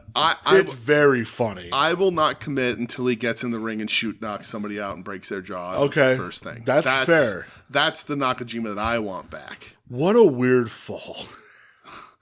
What an actual self-inflicted fall from grace. Just rocking in Noah. Mm-hmm. Goes to All Japan, wins the Triple Crown, and even they're like, I ain't put up with your fucking shit. Yep. And now he's just gleet. What the fuck, man? Yeah. Insane. I always love watching Nakajima, yeah. but he's just a crazy person. Yeah, it's exactly. He's a fucking crazy person. Oh. Yeah, an unsettling, scary, an actual, I don't know if I want to be alone with this man. Dude, I'll never forget him knocking out Tetsuya Endo. And just Jun Akiyama being the calmest old man being like, I'm going to fucking kill you. What are you doing? Right. And just Nakajima standing there not knowing what to say. And he's just like, no, you better get the fuck out of here. I'm about to beat your ass. Mm-hmm. Oh, that was so fun. Yeah. Number 2 from Ed. Yes, Ed. Geese, Twice, Prince Daddy and the Hyena, Car Seat Headrest. You have to go with me to see one of those bands. Who are you picking? Ed, because of this question, I had to listen to, what is it, Captain Monty and the Bell Ringers? What's the name of that one? Prince Daddy and that the one. Hyena? I had to listen to them because I didn't know who they were. And they're not terrible, but they're also not good. So, Ed, we're going to see Twice. I will pick fucking K-pop over any of those other bands, I think. So... but that'd be in an arena, though, and the seats suck. I take that in the factors. Can I just, go stand in the concourse? Mm-hmm. Is there a bar where I can just go watch a sports game in the arena? Yeah. Eat some french fries or something? Yeah. I would fucking hate to see Geese. Yep, couldn't do it. Because I would be surrounded by just the most pretentious douchebags. Can't do it. And be like, hey, this is the band that had one of the worst Saturday Night Live music performances of all time. Twice I would feel, weird. Oh, yeah. Yeah, I would feel weird, man. I didn't think about that part. I was just like, I can deal with dance music for an hour or two, but I don't know. I don't know if I want to go support fucking Chae Young and her goddamn QAnon bullshit. Yeah. Prince Daddy and the Hyena, I don't know what they are. They're all right. They're okay. When at I hear best. the name, like it makes me want to smack my head off a wall. And Car Seat Headrest, I've also I tried to listen to them once and I went, nope, not for me. Out of the bands that aren't Twice, Prince Daddy is like the one I'd be like, all right, but like, no. Also with live music, like, okay, listen, I do listen to a lot of mellow shit. Yeah. With live music, like if it's a mellow band, you better be The Cure. No, Prince Daddy's not mellow. Okay, because otherwise, like, I will fall asleep. Yeah. There was a band, they're called Balance and Composure, and like I used to love listening to them, and then I would see them live, and I'd be like, dude, this is the most boring fall asleep shit I've ever seen in my life. Yeah. Like, nobody's doing anything. We're just standing here. Sure, there's some singing, but like, Yeah. I don't know, then you have those fucking losers in Joyce Manor. Don't stage dive. Ew. Fuck off. And then, it's their stage. Shut up. Shut up. It's not their stage yet. It's our stage. Get the fuck out of here. They're on that stage because we bought tickets to put them there. And I love you, but Yeah. you're freaking me out. All right. Thanks, Start 'em. Ed. Yep, start them. I have one match to talk about. I got a big one. Started 15th anniversary Supreme Fight 2026 in Osaka Yep. for the World of Stardom title. This is the red belt. Saya Kamatani defending against Starlight Kid. Long time coming. They've been building this one for a little while. This was rocking and a rolling, Really rock and rolling until. and then the finger injury happens. Oh, yeah. And it just screeching halt. She just lands on it weird. Just a screeching halt. Yeah. I mean, it stops for what, 5+ minutes? Yeah, maybe? something like that. You know? Yeah. When you see the camera pan and you saw the finger, Huge. and I'm like, oh, is this gonna be like a Bianca Belair thing where she's out like a year plus Yeah. now? They did get it back going a little bit here. I thought Star Kid was great in this match. Me too. The top rope Star Crusher and then like her doing the Tiger Bomb, Yeah. was like really fucking Awesome. cool. I saw like a lot of people like complain about Saya just abandoning the knee selling in this because it was getting like that was the main crux of the match. And then the finger thing happens and then the knee thing went out the window. Yeah. I'll give you some grace because you legit got hurt. Yep. Out for a month now, they said. Yeah, I did really like the match. Don't get me wrong. too. I really did. Like I thought it was awesome. Yeah. It just, man, that stoppage hurt it. I think if that never happened, yeah. I'm talking match of the year contender. Yes. But that was hard. The other thing that hurts this match for me is there were 2 separate hate interruptions. That too. I don't like that. Yeah, I agree. Usually hate does it better than House of Torture did. This was bad. But I don't need 2 of them. Yeah. I don't want or need 2 of them. I agree with that. I'm good. Yeah. But it is really good. Starlight Kid wrestled her ass off. One of her better matches of her career. For I agree, sure. yeah. But yeah, if her finger didn't swell to 3 times the size on a fluke, because like I watched it back, she was selling. She did the counter drop kick. Yeah. And then when she just turned to bump, her hand was under her and just popped it like crazy. Good for her for fighting through it. Like that's because they didn't seem like they wanted to let her. They wanted to stop it. But then it was weird. Yeah. So that is hard. Yeah, because I think it was Saya. Was that the Dome the one year where she had to stop a match because her elbow popped out? I think she had a dislocated elbow. Yeah. I don't know if it was at the Dome or elsewhere. But yeah, that was Really like good, really solid. again, really, really good match. Really liked it a lot. It's just, oh man, that hurt it. You know, and the scream that she lets out when her finger goes, like yeah, it's hard. It's tough. hard. It's tough. I know she said that she got surgery. yeah, she's out a month. That's fine. Yeah. You'll be okay. But When something like that happens, your whole hand is fucked. Like it's not like you just use the rest of the 4 fingers. you or can't. something. Yeah, you can't really do much. So they pulled it together as best they could, and I still think they did a good job pulling it together. Very good. But the momentum was crushed, so because you didn't have enough time to build it back. yeah, it wasn't like it was just like a hey, let me pop this fucker back in and let's rock. It was like we need to stop this for 5+ minutes. Yep. And I heard just laying in the ring, and I'm thinking, oh fuck, is something else wrong? Yeah. You know, but yeah, bummer about it. Again, still a very good match, but really took it off the rails on that. So. Yeah, agree. I watched a couple other matches from this, but nothing worth talking about. So Yeah. Stardom's cool though. Yeah. I mean, listen, Saya's the fucking queen of the world, man. For sure. I don't have anything else. Nope, that's all I got. So the end of the line, partner. I feel we're going to be in agreement on this. Okay. What were your favorite matches this week? Kyle Fletcher Ciampa. Yep. No doubt in my mind. And see, I don't think we are because I'm going to say Saya Starlight is my international because that match is a match that did not feature Shooter Umino. Brother, I am too. Okay. Yeah. Yeah. Okay. That's my, yeah. That's not just, that's one of the reasons. It's one of the reasons, yeah. Yeah, no, I agree with you good. on that. Boy, Good. Boy, Shooter. Dude, he was my dude. Like, I was like, this guy's got it, man. Yeah. And, like, maybe it was just the Moxley rub or whatever. And I still think he could have had it until that fucking Dome main event. Yeah. Shit the bed in the biggest possible way. So they did announce the New Japan Cup. Maybe Yeah. we'll, if you want to do a bracket like the show before Yeah, that's that fine. starts, because I don't think it starts till early March. Okay, yeah, we can do that. So if you want to wait, Yeah. we could do that because I don't want to have to do it now and then forget things. Yeah, I can bring up a little bracket and do that. Yeah. So, Yeah. it starts, I believe, March 4th is the opening night. All right. So, So, yeah, we got a little bit. I can yeah, throw some. yeah, throw we something got together. we got some time. We got the time. We're actually gonna see them right before the tournament starts. Yeah, that's cool. Like Less than a week. less than a week before the tournament starts. That's cool. So, Nice. all right. Did you buy That's anything? it. Did I buy anything?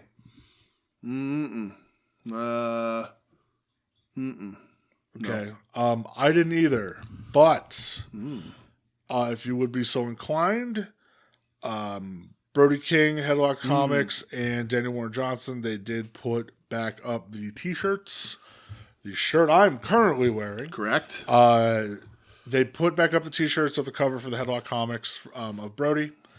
That is available. Go to their Instagram pages. There's links there, I'm sure. Yeah. Money goes to a very good cause. So Black shirt, a white shirt, and a like a camo. Yeah. I don't think they did the camo the last time, did they? No, they didn't. So they put them back up. I don't know how long they're going to be up, but they are back up. So if you are interested, go search out their social medias. Yep.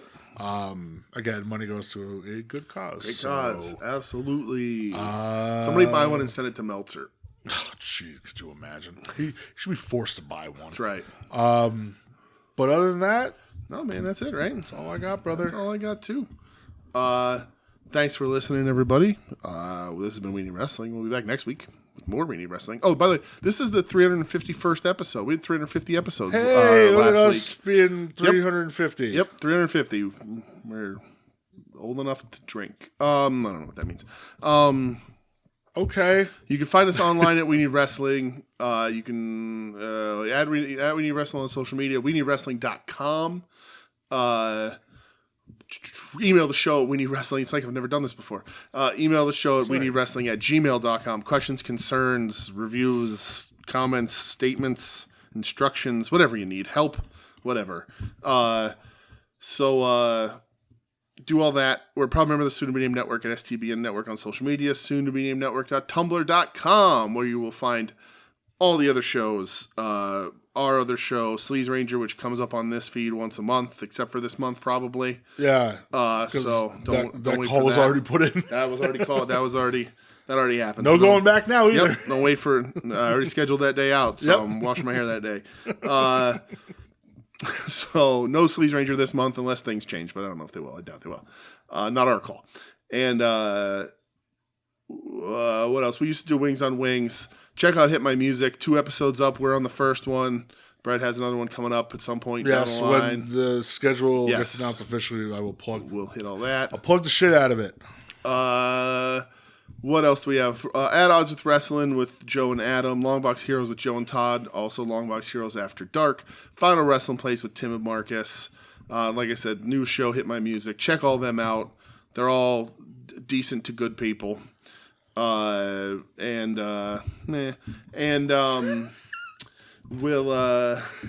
know where this is going. That's it. I guess we'll just get out of here, right? I don't know. This was a fucking disaster. What happened? I don't know. It hit midnight and the fucking train went off the tracks. Well, we stopped in between the international section, and you went in the bathroom, and I grabbed my vape. So let's just get this over with really quick. Oh, that's what it is, Puffy McGee. Yeah, all right. back that out of here. Hey, remember the one time when you did that when we were recording? Yeah, that was really tough. I'm nowhere near that. Okay, apparently, I'm just a little... You couldn't function. Yeah, I'm not feeling anything, but apparently my brain is a little scrambled, so I think it's just tired. I was up till 4 a.m. watching Viva La Bam last night. That's a good reason to be up. It is a great reason. Fuck yeah, Viva La Bam.